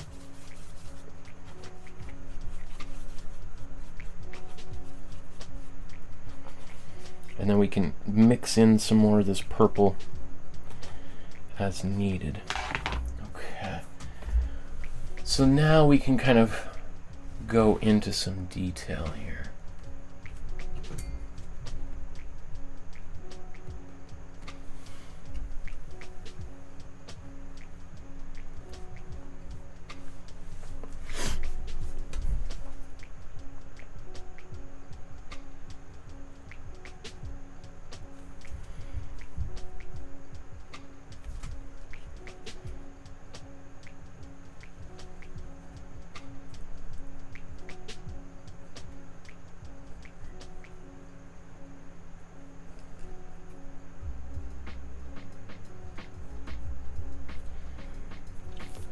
So it's kind of nice. I'm not sure again how visible it is, but these are different grays. And I like having different grays in this painting.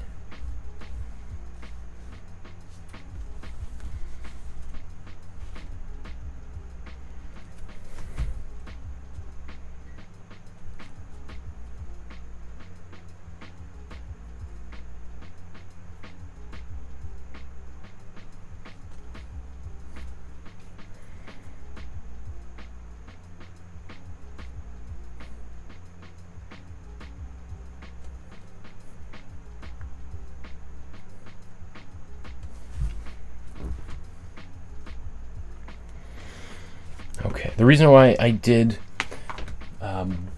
both sides first is I want that cloud to be the exact same color on both sides of the iceberg. I don't want it to be on one side, one color, you know, all of the clouds different, you know. I don't want all the clouds to be the same on one side and totally different on the other side. So when I've got that color on my brush, I use it on both sides as I go down. It's also because I didn't make maybe necessarily enough paint here, so that's made that especially urgent that I wouldn't. I didn't want to run out halfway through here. It's not on camera. I need like a buzzer in my shoe or something, or waist. Every time what I'm doing is not on camera, I get like a little shock. Ugh, yikes! I'm like, okay, sorry. Let's get that on camera. I guess we could start here on this side.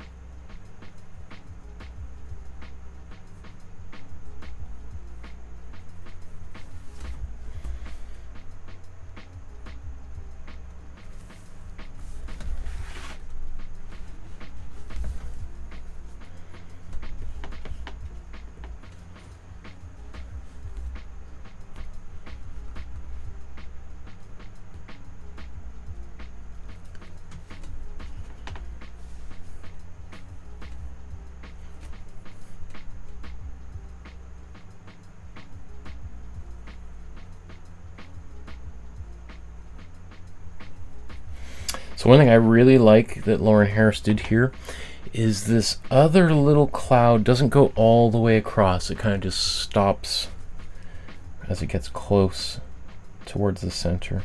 That's really satisfying because there's just that little bit of variation, so the whole painting isn't super symmetrical.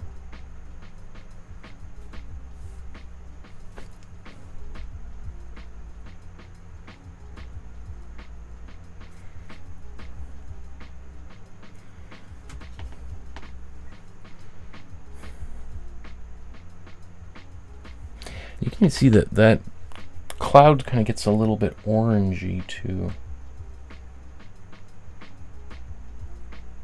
It's possible that's just his Imprimatura though.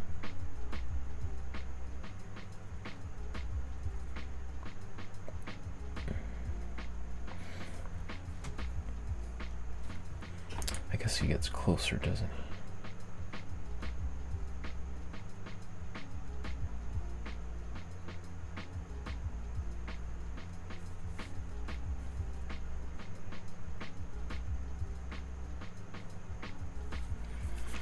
And so I'm also allowing for some of these little bumps to happen in the clouds and make them look a little bit, so they're both not straight. I do want to avoid kind of having big, fluffy clouds. That's going to be kind of, that would be a little bit silly.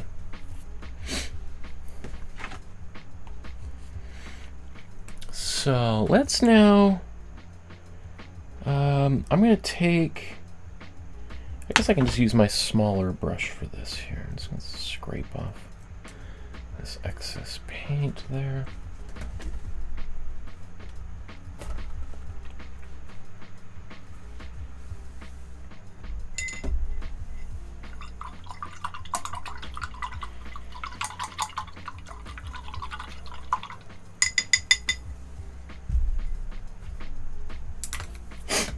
So now let's just take some of this purple.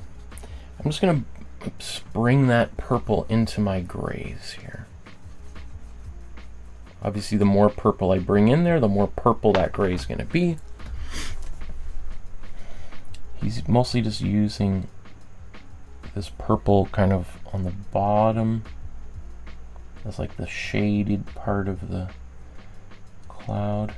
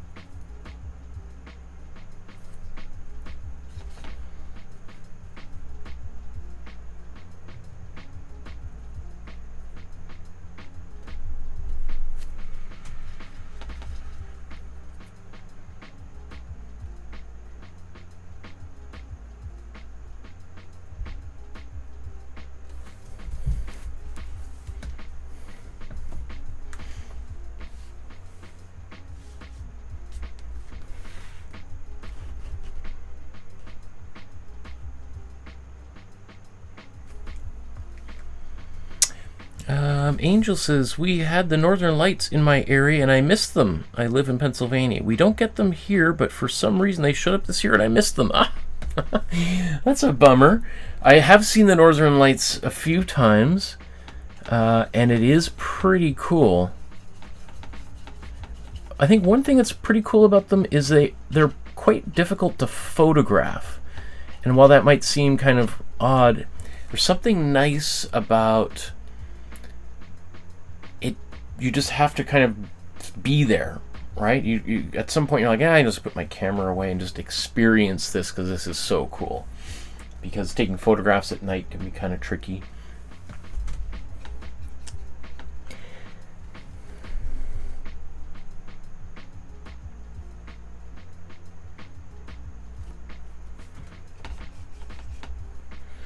So this first little bit of purple isn't as dark as I can go.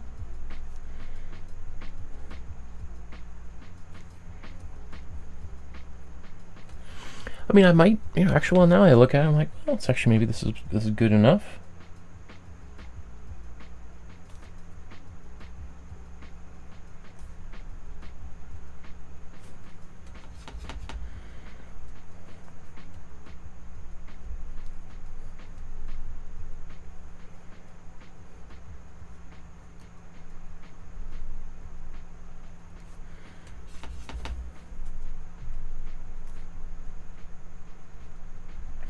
You'll notice that this kind of shadow roughly follows the shape of the cloud and kind of gets wider where the clouds get a little bit wider. But that doesn't mean it should always do that, because sometimes, even though the cloud isn't super big, it might be really dense. And so even in a very thin cloud, we might expect a little bit more light or less light coming through them. Now there is a bit more of that yellow or red blah, blah, coming through, so I'm going to grab a bit more of that, remix this, and just add a bit more of the cool red in here. Maybe not so saturated. Let's just get a bit more gray in here.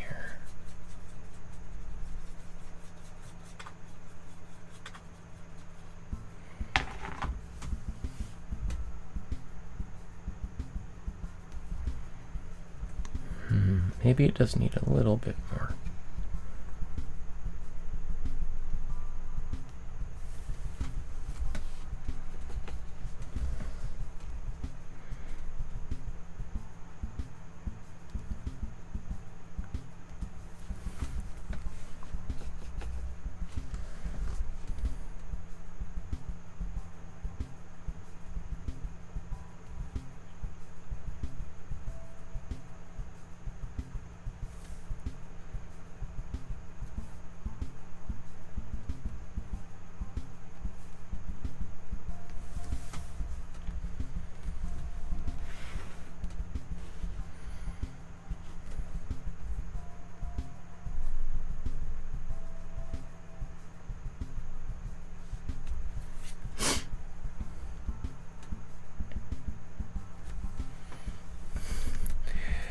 Angel says, well, people were posting pics of them while it was happening, and all I had to do was look out the window. I just sat on my phone liking the pics. Yeah, sometimes you just let other people take the pictures. You know, it's like sometimes I go to concerts and I just see like everyone in the crowd's taking pictures. It's like, okay, well, if everyone else has got pictures, I can put my phone away, because there's obviously going to be plenty of photographs floating around here. I can actually just be in the moment, God forbid, and watch the performers. Something that just seems like so odd to just, like, you know, geez, like just watching a show. Like, who would have thought?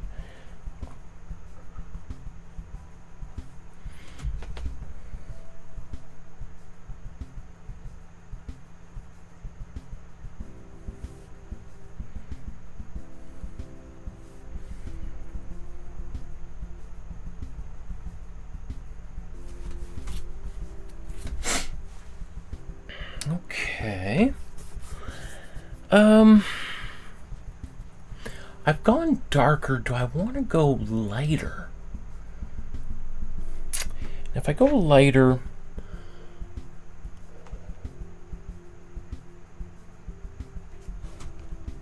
I think I do want to go just a little bit lighter here. So to do that, I'm going to again take my white. Let's take some cool yellow. Let's take this gray.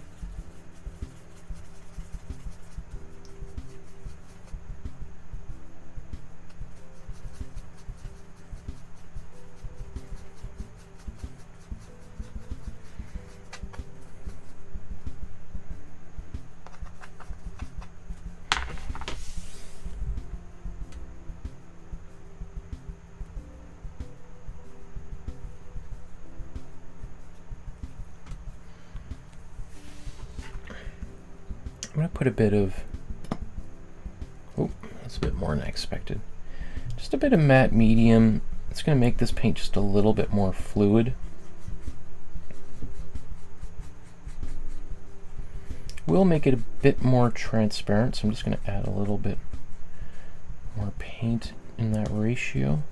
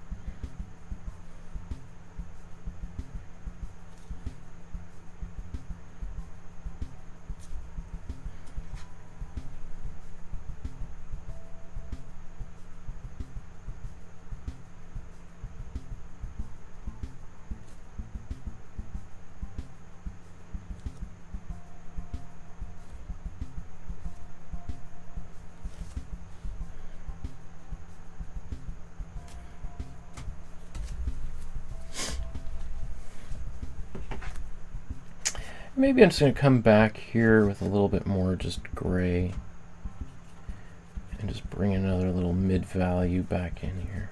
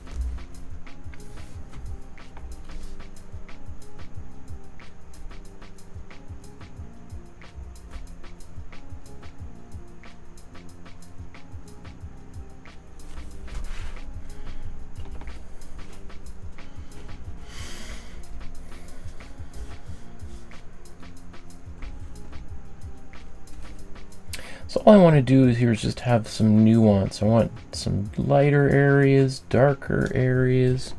I'm not gonna. I'm almost done this, but this is nice just to break it up a little bit. And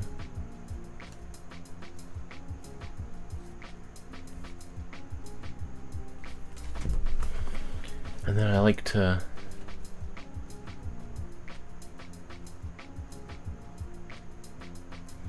paint the sides.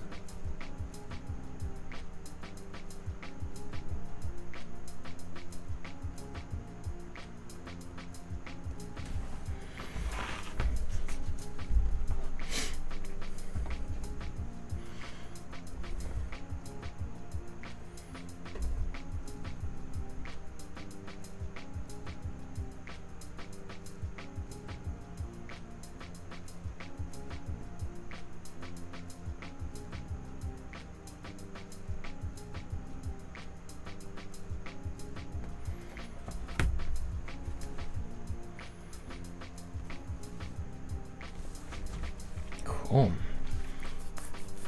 Those fans are working great. Makes me super happy. Okay, let's just compare that. Again, don't worry about the iceberg, don't worry about the water, because we haven't got back there yet. We're just looking at the sky in the water. Now I look at it, maybe I went overboard a bit with that yellow. It's maybe a little bit intense. But let's just see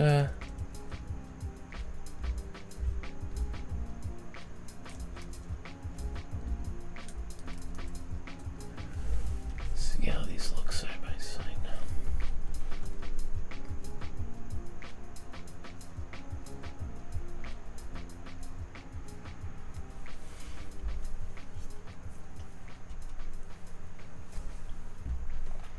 Okay, I feel good about all of this so far.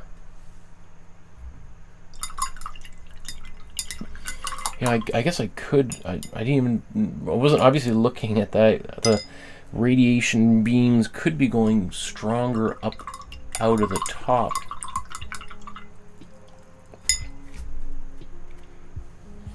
But that's okay.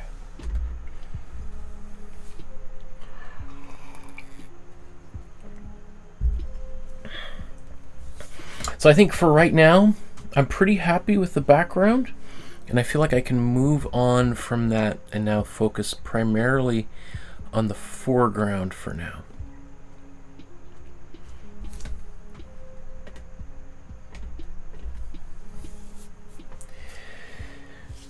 So I'm pretty happy with the way the sky and the clouds have turned out.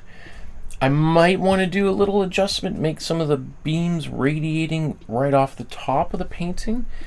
But for right now, I'm happy enough that I can move on and focus on the iceberg and the water in the middle ground and foreground respectively.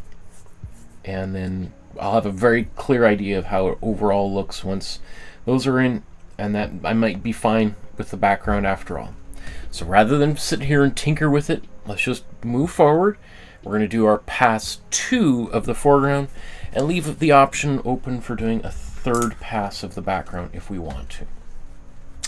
So maybe let's look at the mountain, or not the mountain, the iceberg there. Let's compare them side by side at this stage. So we've done the background and the clouds. Now let's tackle the iceberg in the water, because again, we just did that as our first little pass. Maybe let's zoom in here and do the same thing on camera.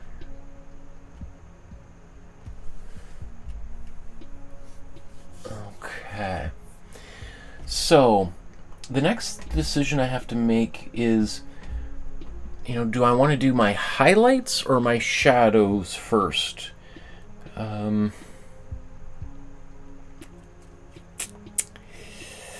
It might be easier to do the darker thing. Like, personally, I would probably do the highlights first. That's just the way that I tend to like to work. But I know that if you're a beginner painter, sometimes that can be kind of confusing. It's often easier to do the darker things first, rather than work with the highlights. I don't know what that is, why that is. But I think it's, yeah, I don't know. I think it's maybe because we're used to like writing and putting dark lines down, and when we draw up, usually putting dark lines on.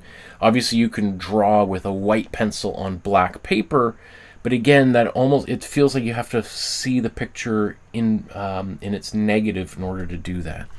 So quick question here. This is off topic. I'm teaching myself through your great videos, but I've heard of varnish with acrylic. Could you do a video on that? I could do that. It comes up all the time. Varnishing paintings is largely unnecessary. It's so interesting because, in art school, it comes up, maybe, I think there might have been one class in the entire 4 years of art school we talked about varnish. We did an exercise with varnish, but it's so, and as professional artists, most of my friends are artists, we rarely talk about varnishing, but oddly enough, here on YouTube, it comes up all the time. It's like a lot of beginner painters are obsessed with varnish, and so there must be other people teaching on the internet who talk about, really stress the importance of varnish. So yeah, we can talk about it in a separate episode. Essentially, varnish is just a protective coat over top of the surface of a painting, and you want to let that painting dry for at least a couple of weeks, if not longer, before you varnish them. You want the painting to be as dry as possible. Varnish is just like, it's like putting a drawing behind glass. The idea is that you can then go back and, let's say, spaghetti splashes on the painting. You'd rather that spaghetti get on the glass or on the varnish than on the actual colors themselves. It's easier to clean. Whenever you hear of like older paintings in museums being cleaned and they look much brighter, often that's because they stripped the old varnish off and got back to the original colors, which might be much brighter because the varnish is usually very, it's organic or mineral, and it'll kind of yellow over time. So removing that varnish will usually brighten the painting up, and then they put a new varnish over top. But yeah, I can do an episode on that. In the meantime, I would say I wouldn't worry so much about varnishing. But yeah, I suppose we'll do an episode on that soon, since it comes up all the time. And I can really save my rant for varnish in the varnish episode. Great question, though. Thank you so much for the best that you can be. Nice YouTube handle there. Okay, so let's get back to the iceberg. As I was saying, normally, personally, I would often probably go for the highlights first, but let's go for the shadow, the darkest parts of the iceberg to begin with. And I'm probably just going to go right to my... Well, I was going to go just right to my warm blue. Do I want to put anybody... I'm going to take my warm blue, predominantly warm blue, and I'm also going to... Oops. So there's my warm blue. I'm also going to take some of my cool blue and mix that in a little bit, because I think he's painting with a cobalt blue, which is a little bit in between these two colors. Another reason why I painted this previous layer here is now when I put this color, it's going to look really nice over top of here. Versus if I painted this dark color over top of the yellow Imprimatura, what would happen is that it would basically turn into like a black or a brown because of this dark color. And so it would actually look much darker, less blue. And I do want it to look blue. I want this kind of nice, deep, deep blue. And so we can see that now. It still looks a little bit semi-transparent, so I'm just going to keep on painting, and we'll do another layer afterwards.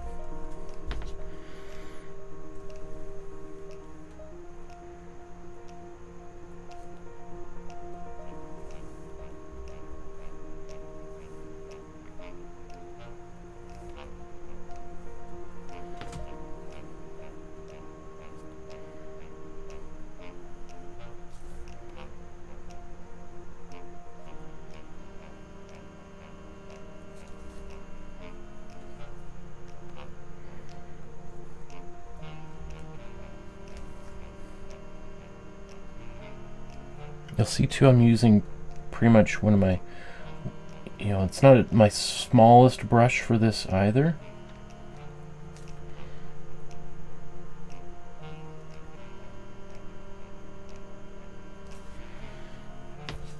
I try to do as much of a painting with larger brushes as possible. Larger brushes just help me focus on the big shapes for as long as I can. as soon as I start doing more and more small brush stuff, it's harder to transition back to a wider brush.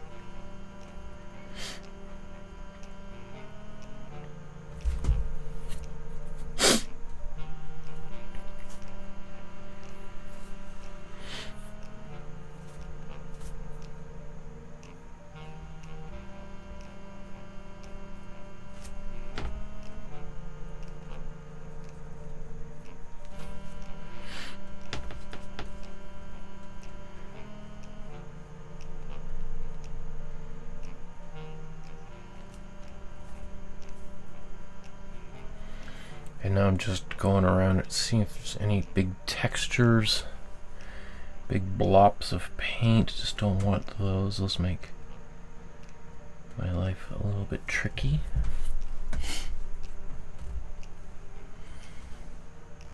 Okay, I think that's good.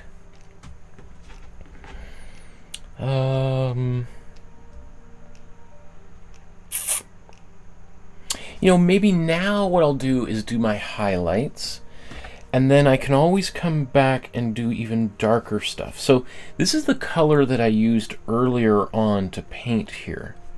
So I'm going to use that color again, but I'm going to put in some white, a little bit more white in there.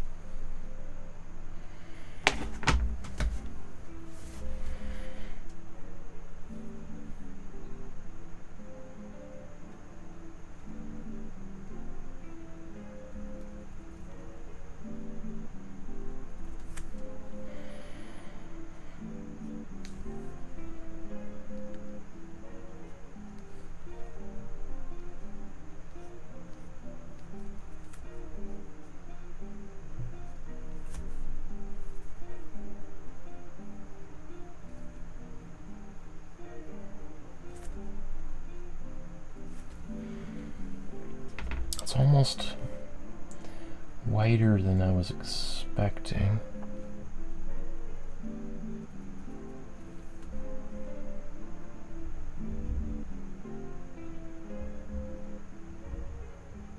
I can always darken it, so I'm not too worried about that right now.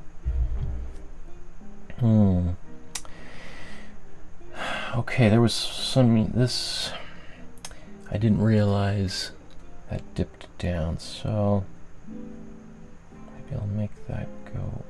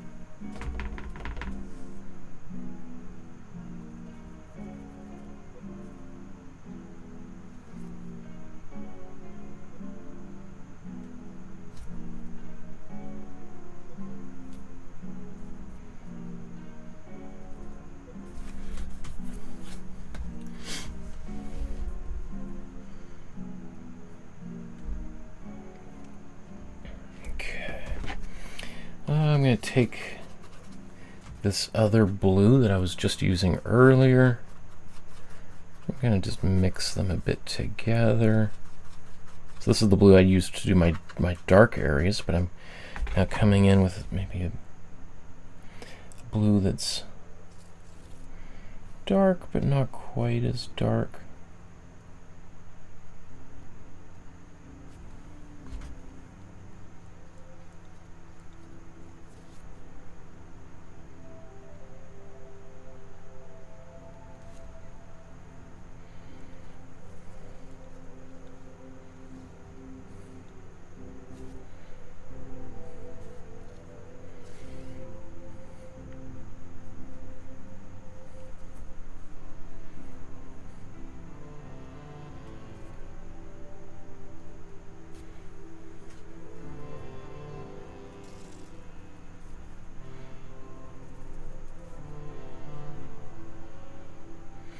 Now, if I, rather than trying to spend a lot of time trying to build up this subtlety, I could, at the very end of the day, just use glazing fluid and put thin coats of lighter or darker glaze on here in order to get the level of value that I ultimately want.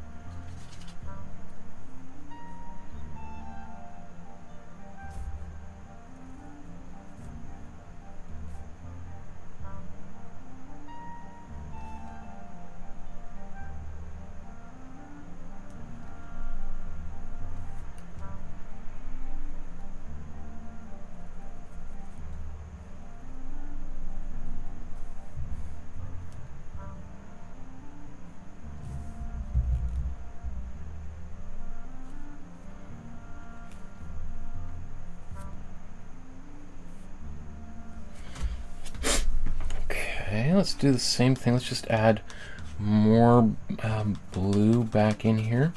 Not cleaning the brush because I still want it to be a little bit of white barely in there.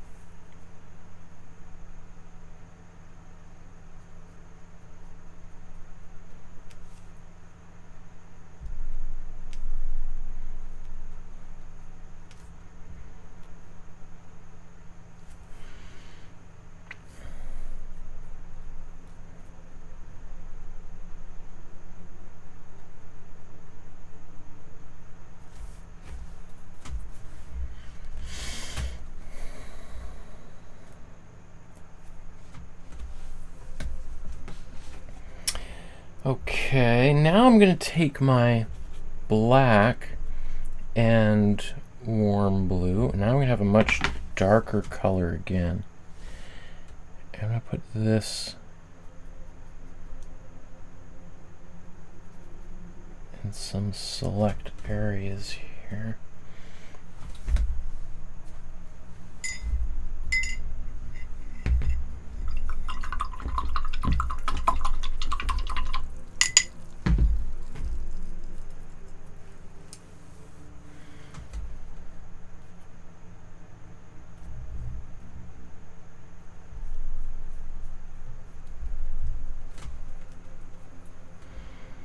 See how lovely that dark blue looks there, hey?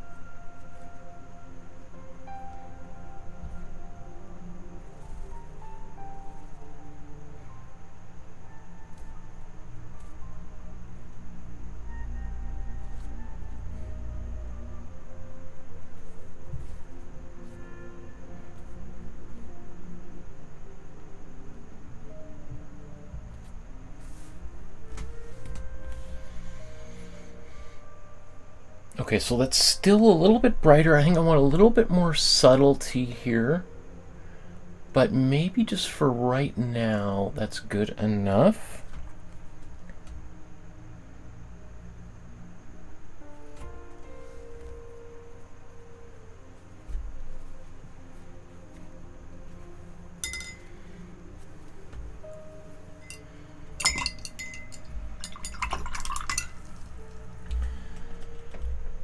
Okay.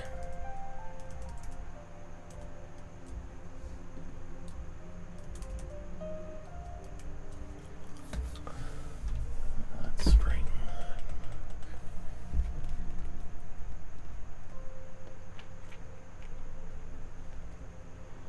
Just looking closer.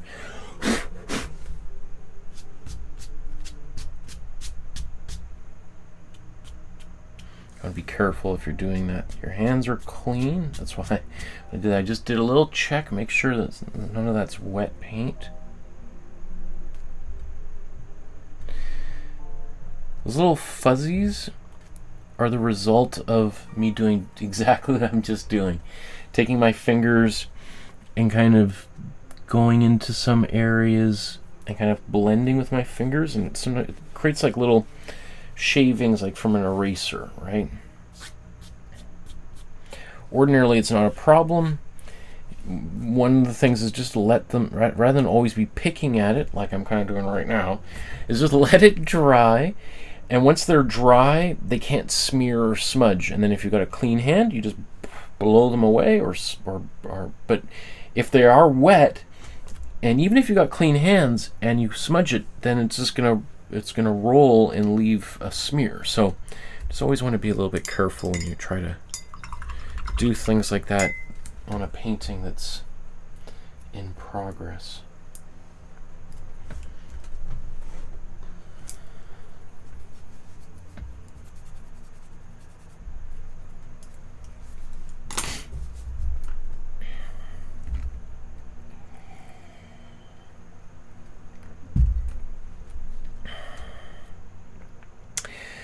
So now I'm trying to think, what should I do next? Should I do the light gray or the dark black first? Let's do the gray, I think. So you can see also now with this painting how dark, much darker that gray is than mine. It's very close. Actually, the level of gray and black are going to be very subtle, those little tonal shifts. So let's see, where should we mix this? Let's do that here again. So take some white. I'm going to allow that cool blue to get on my brush again, so that I've got a bit of a gray, grayish cool blue. I like that water being a little blue. So I should put a bit of warm blue in here too.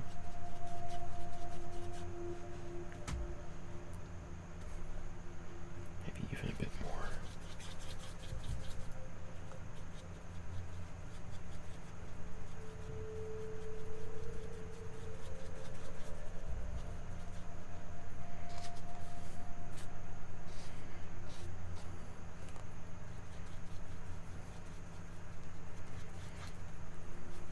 So that's dark. It's significantly darker than the color I was using before.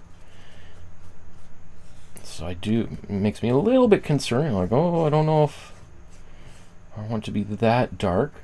So again, one of the things I can do is put some matte medium in here. It's going to make it a bit more transparent, so that what I do isn't going to be quite so dramatic of an effect. It's also going to double my recipe, so I've got a lot more of this paint. So that way, instead of putting a bold color down and be like, oh, it's too dark, I can be like, okay, well, I put it down, and it's a little bit more transparent. Wow, so I'm glad I did that, because even in this less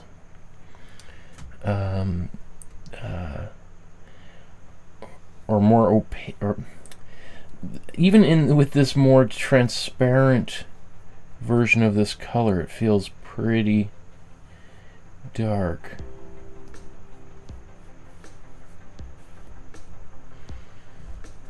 I mean, that's pretty much exactly what he's using as well. So you know what, I feel like I can actually just take this color and paint right over. Yeah, let's just, instead of going in and around everything, let's just paint right over all of the black, because the black is going to show through this color, especially because it's semi-transparent.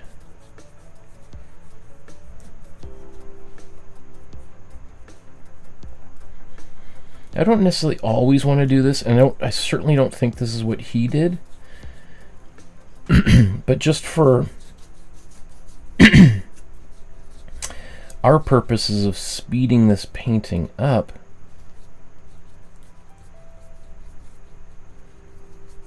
I think this will work really well.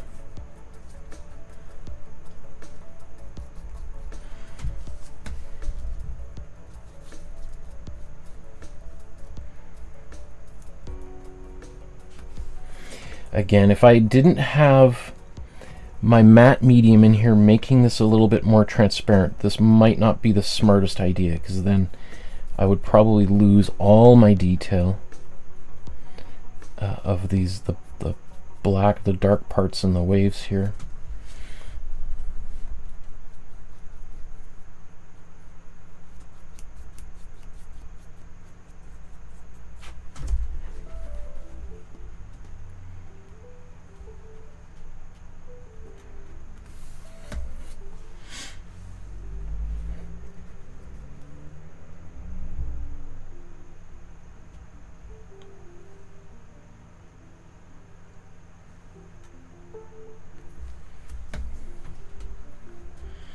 I don't want to forget about this little bit here.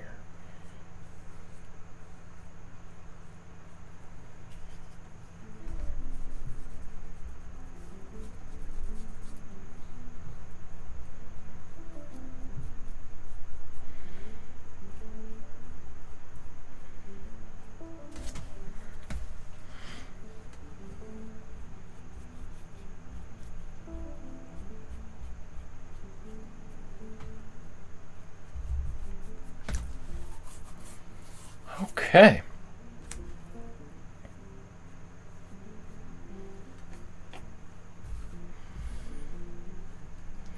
Also, doing that allows us to see a little bit more clearly what the value contrasts are here.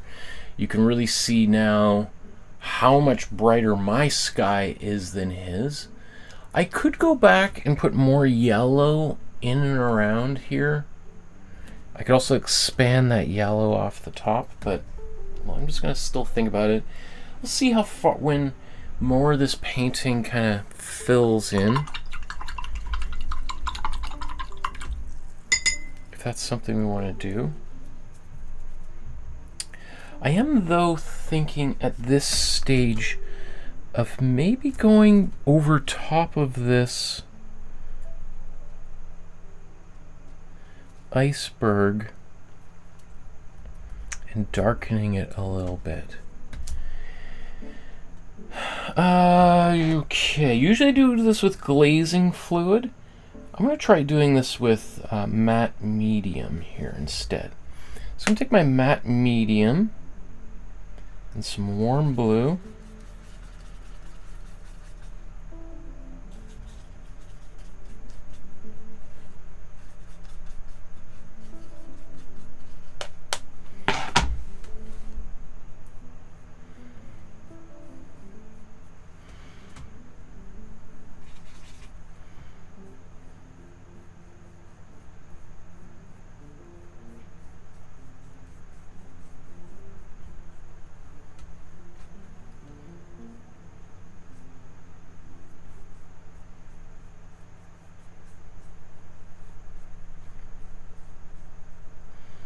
Okay, I should have blow dried this because not all that paint is dry.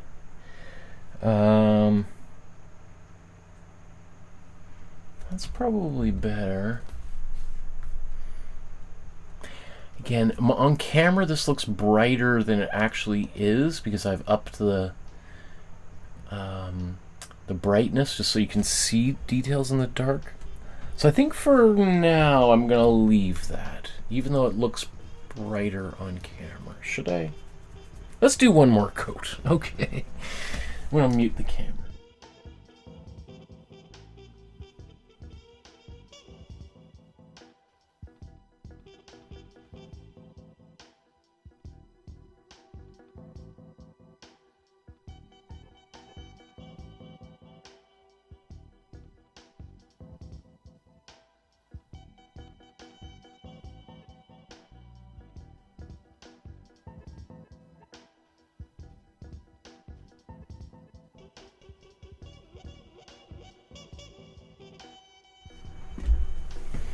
Okay, let's do that again a little bit.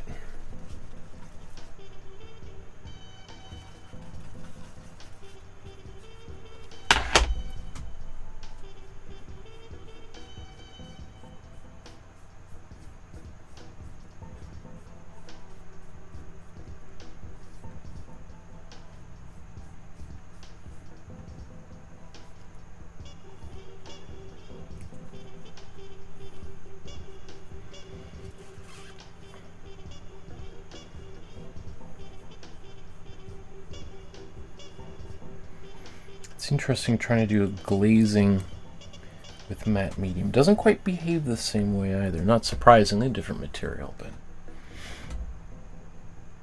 Okay, I think that's probably good. I don't think I want to do more there for now.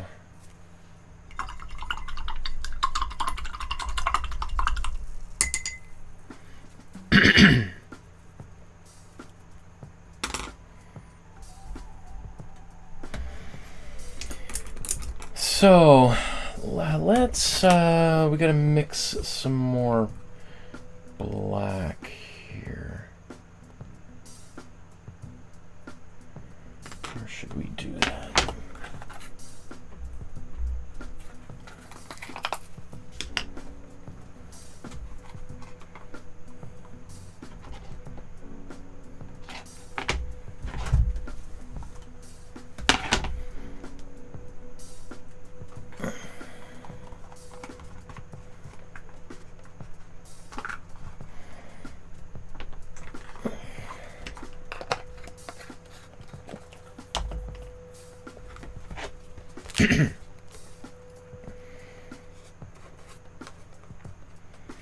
So my cool blue, the cool yellow, my warm red. We'll mix this up here.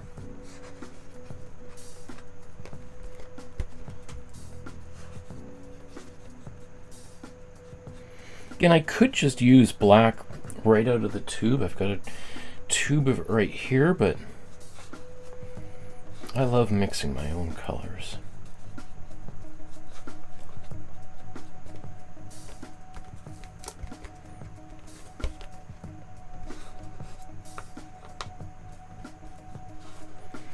Now that should be plenty.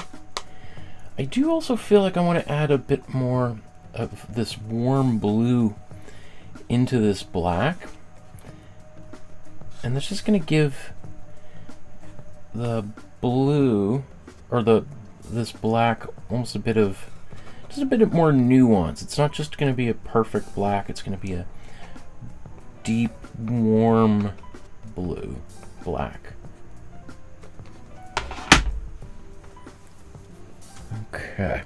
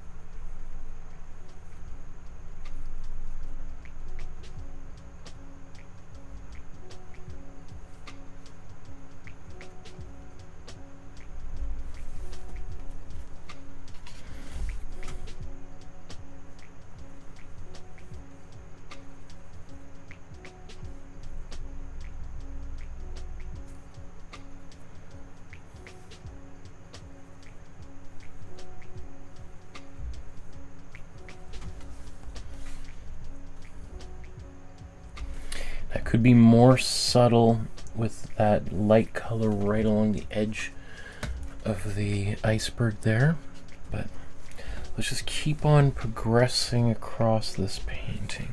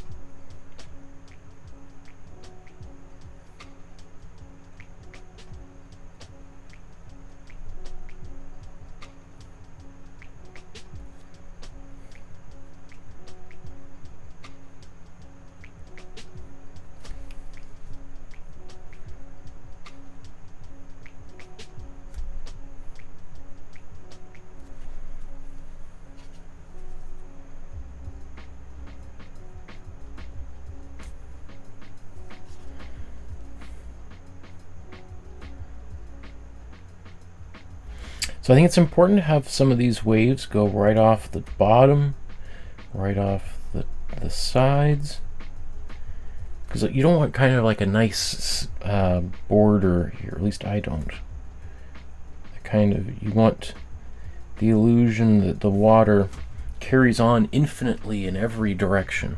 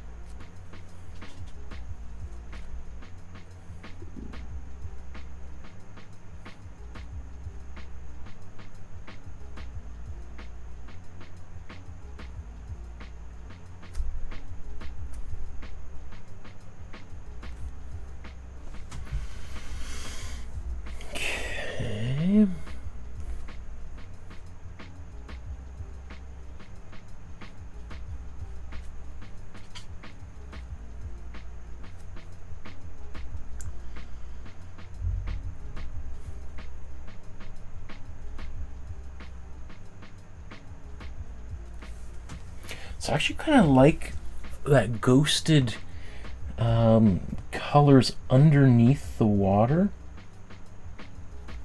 So I might just kind of continue to, I might be very happy here painting away, and even if I'm not replicating the exact image of the waves that were there before, I think that actually could even work to my benefit. Just creating the illusion of, like, you know, the depths of the wave, like there's waves under the waves. I don't know if there really are waves under the waves. I guess there's currents under the waves, right?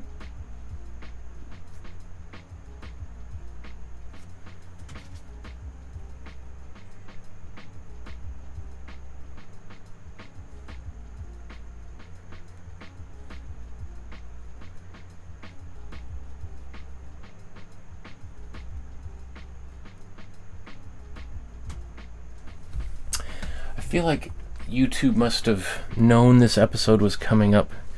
It's been just feeding me non-stop, endless videos of boats sinking, and like often like party boats, people with their boat full bikini-clad girls, and then getting toppled by waves, which is somehow just like very, very funny, I guess.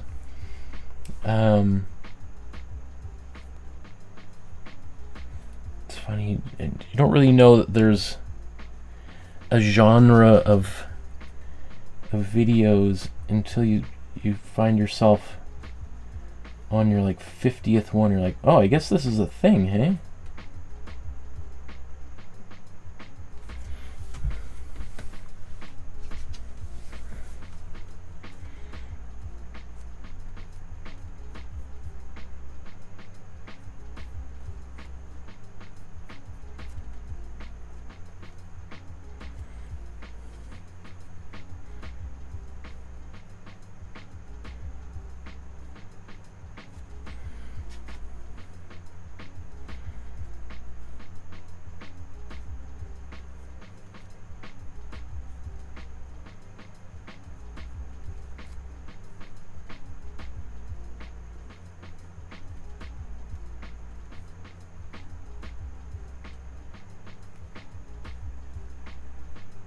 Something's creaking around here, driving me crazy.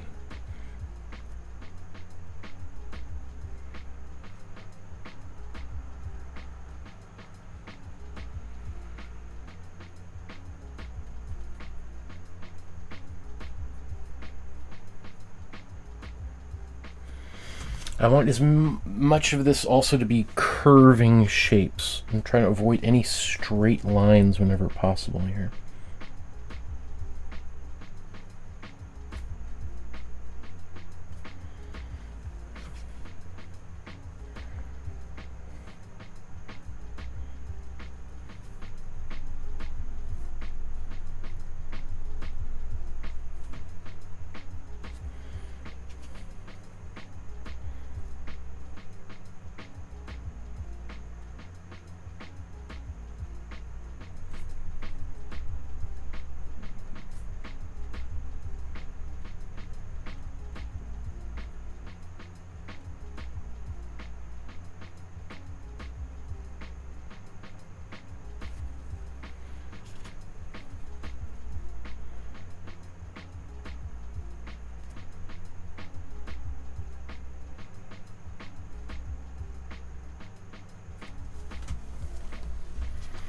They look like a whole bunch of little mustaches here, don't they?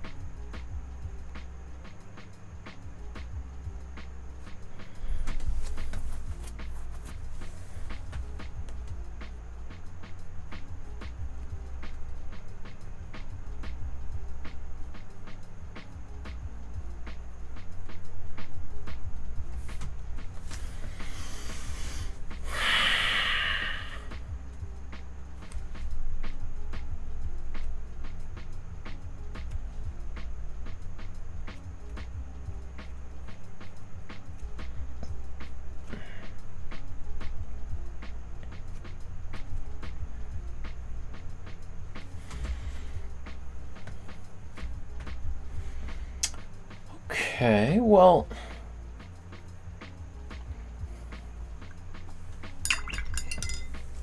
Lisa's there. Hi, Lisa. Lisa's looking good. Thanks, Lisa. So, oh, I guess my waves look a little bit bigger than his. Oh, that's okay. Well,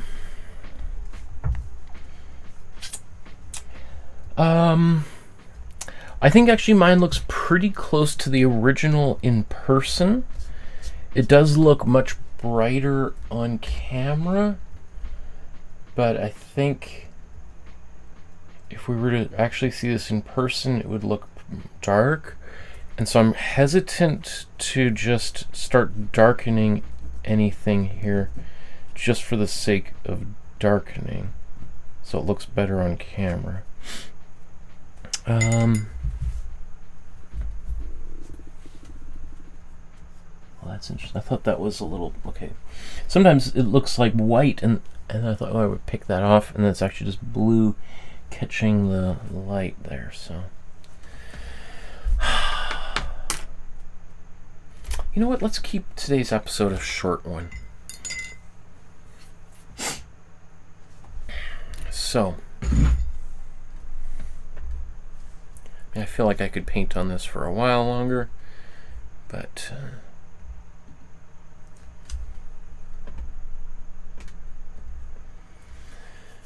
so here we are, a little bit nice and early episode.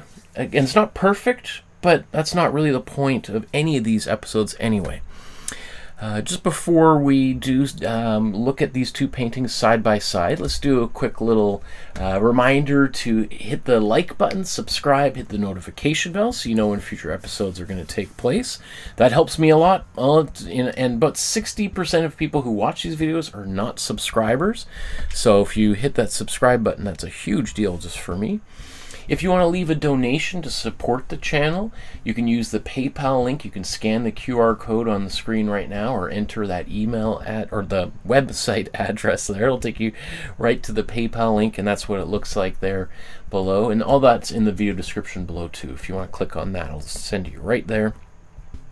You can also donate send an e-transfer or check in the mail. My email is on my website as well as on the Facebook group. So I encourage you to join the Facebook group. There's the QR code for that, and there's the link for it. And take a photograph of whatever painting you created today, upload it to the Facebook group so that myself and everyone else in the community can celebrate your work. I think there's about 1,600 people there now, which is amazing. People from all over the world who are at various different levels of ability, technical ability at this moment. Everyone's getting better and better. It's a great place to find support and find people who are at the same place, not even in the paintings, but in the drawings, because there's a lot of people just starting the drawing course and they've just joined the Facebook group. And I still, every about 5-6 weeks, do a free bonus episode where I celebrate all the work that's on the Facebook group and give people advice on how to improve them. So that's what the Facebook group looks like. And that's not what we want. We want to look at the painting itself. Okay, so there's the original painting by Lawren Harris, and then my version side by side. Again, it's a little bit brighter on camera, but I think the most important stuff is there. So let's just talk about what's working, what could be improved.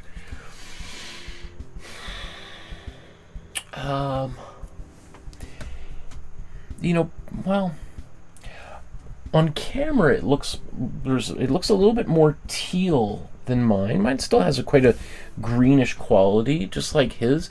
I see his is the radiating beams go out further, whereas mine kind of end. But having said that, the original painting is a little bit smaller and a little bit more square. So, if I did take those off, it would look a little bit closer.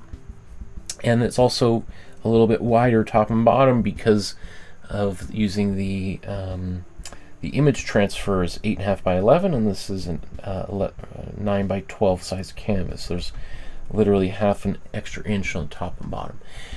So, but not that that's an excuse or anything. I could have made my beams of light go right off the top of the page. Here, they are there's a bit of a frame that they stay within. I was debating moments ago, it's like, you know what, maybe I'm going to extend them, but I decided not to for a few reasons. One, I want to keep this episode shorter, and that would probably extend the episode by another half hour. The other thing is that if I was to try to quote-unquote fix things here, it might become more obvious than not that I've tried to fix something. So sometimes leaving the quote-unquote mistake in place is advantageous to trying to fix it. So, sometimes just make things worse, and if it's not that big of a problem, yeah, it's different than the original, but does that mean it's a mistake? No, I think it's fine. Okay, so let's zoom in and compare these side by side. Maybe let's start top left corner here. So when I do that, you can see here's my daughter's scribbles all over the table. I kind of like that for now. I want to celebrate that. I think it just makes feel like she's here right with me, right in the room whenever I'm painting at the moment. So I'm gonna leave them in anyway. So you can definitely see my sky. That teal is a little bit darker. Even in person, it looks. Oh goodness, where's that coming from? Finger here. I'm just going to get a little bit of water on this rag. Wipe that off. So even in person, it is darker. I guess I went a little bit overboard. But can you imagine if I hadn't added any matte medium in there at all? It would have been really bold. And so I'm fine with it being like that. So yeah, let's look halfway. Well, actually, I think we can just go all the way down here and look at the water. Yeah, it's funny. Like as I look at mine, I see like, whoa, look how kind of stylized mine were. And when I was painting this painting, I was thinking, well, I don't want to kind of go. I want to make sure it's stylized because Lawren Harris is famous for stylized, and here I ended up out stylizing Lawren Harris. A few other things you can see. His water's more nuanced than mine. You've got some lighter areas in his, like, let me see, some lighter areas, darker areas. So I could have gone back with that same color I used to apply here, add a little bit more white, and to make it a little bit lighter gray, and kind of paint it around in. But I was thinking, you know what? Let's keep this one of the shorter episodes.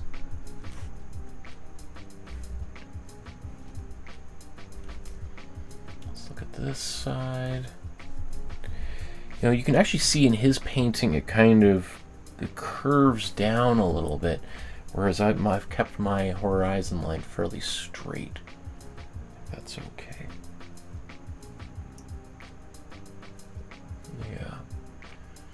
There is a little bit of a nuance, a bit of a color change here on that back horizon that I could have maybe put a bit more cool blue in there to give a little bit more difference there.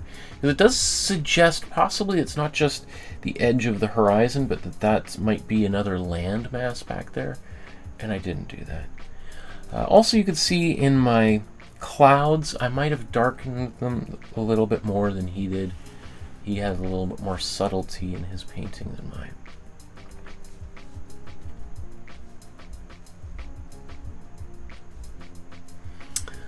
Up top there, I think the right side of his painting is a little bit. I've kind of matched it a little bit better than the left side. I think you can see it's a little bit darker on this side than the other one. But again, I kind of feel like I wasn't thinking I should have maybe had those beams of light just literally going right off the top. Not so bad though. How about let's look at the iceberg itself, though. The main subject of the painting.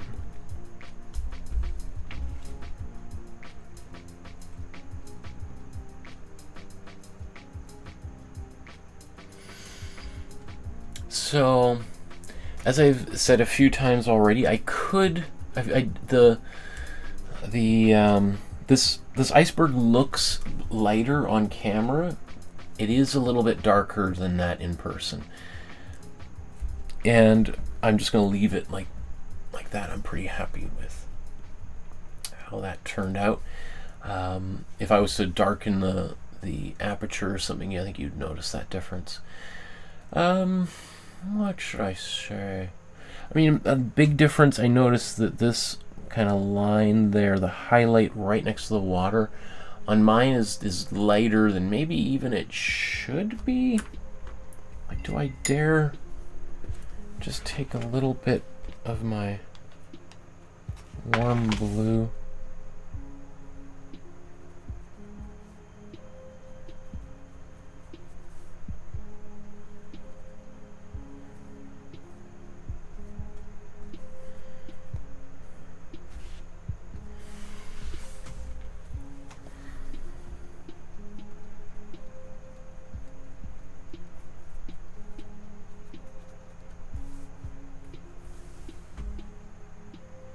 I think that's a little bit better. As it dries, it's going to lighten up a little bit more again. But I think that's probably pretty good. Yeah, it just gives it... So it was maybe a little bit too intense there before. And I could continue doing that throughout the painting, but I think this is okay. Oops. Okay.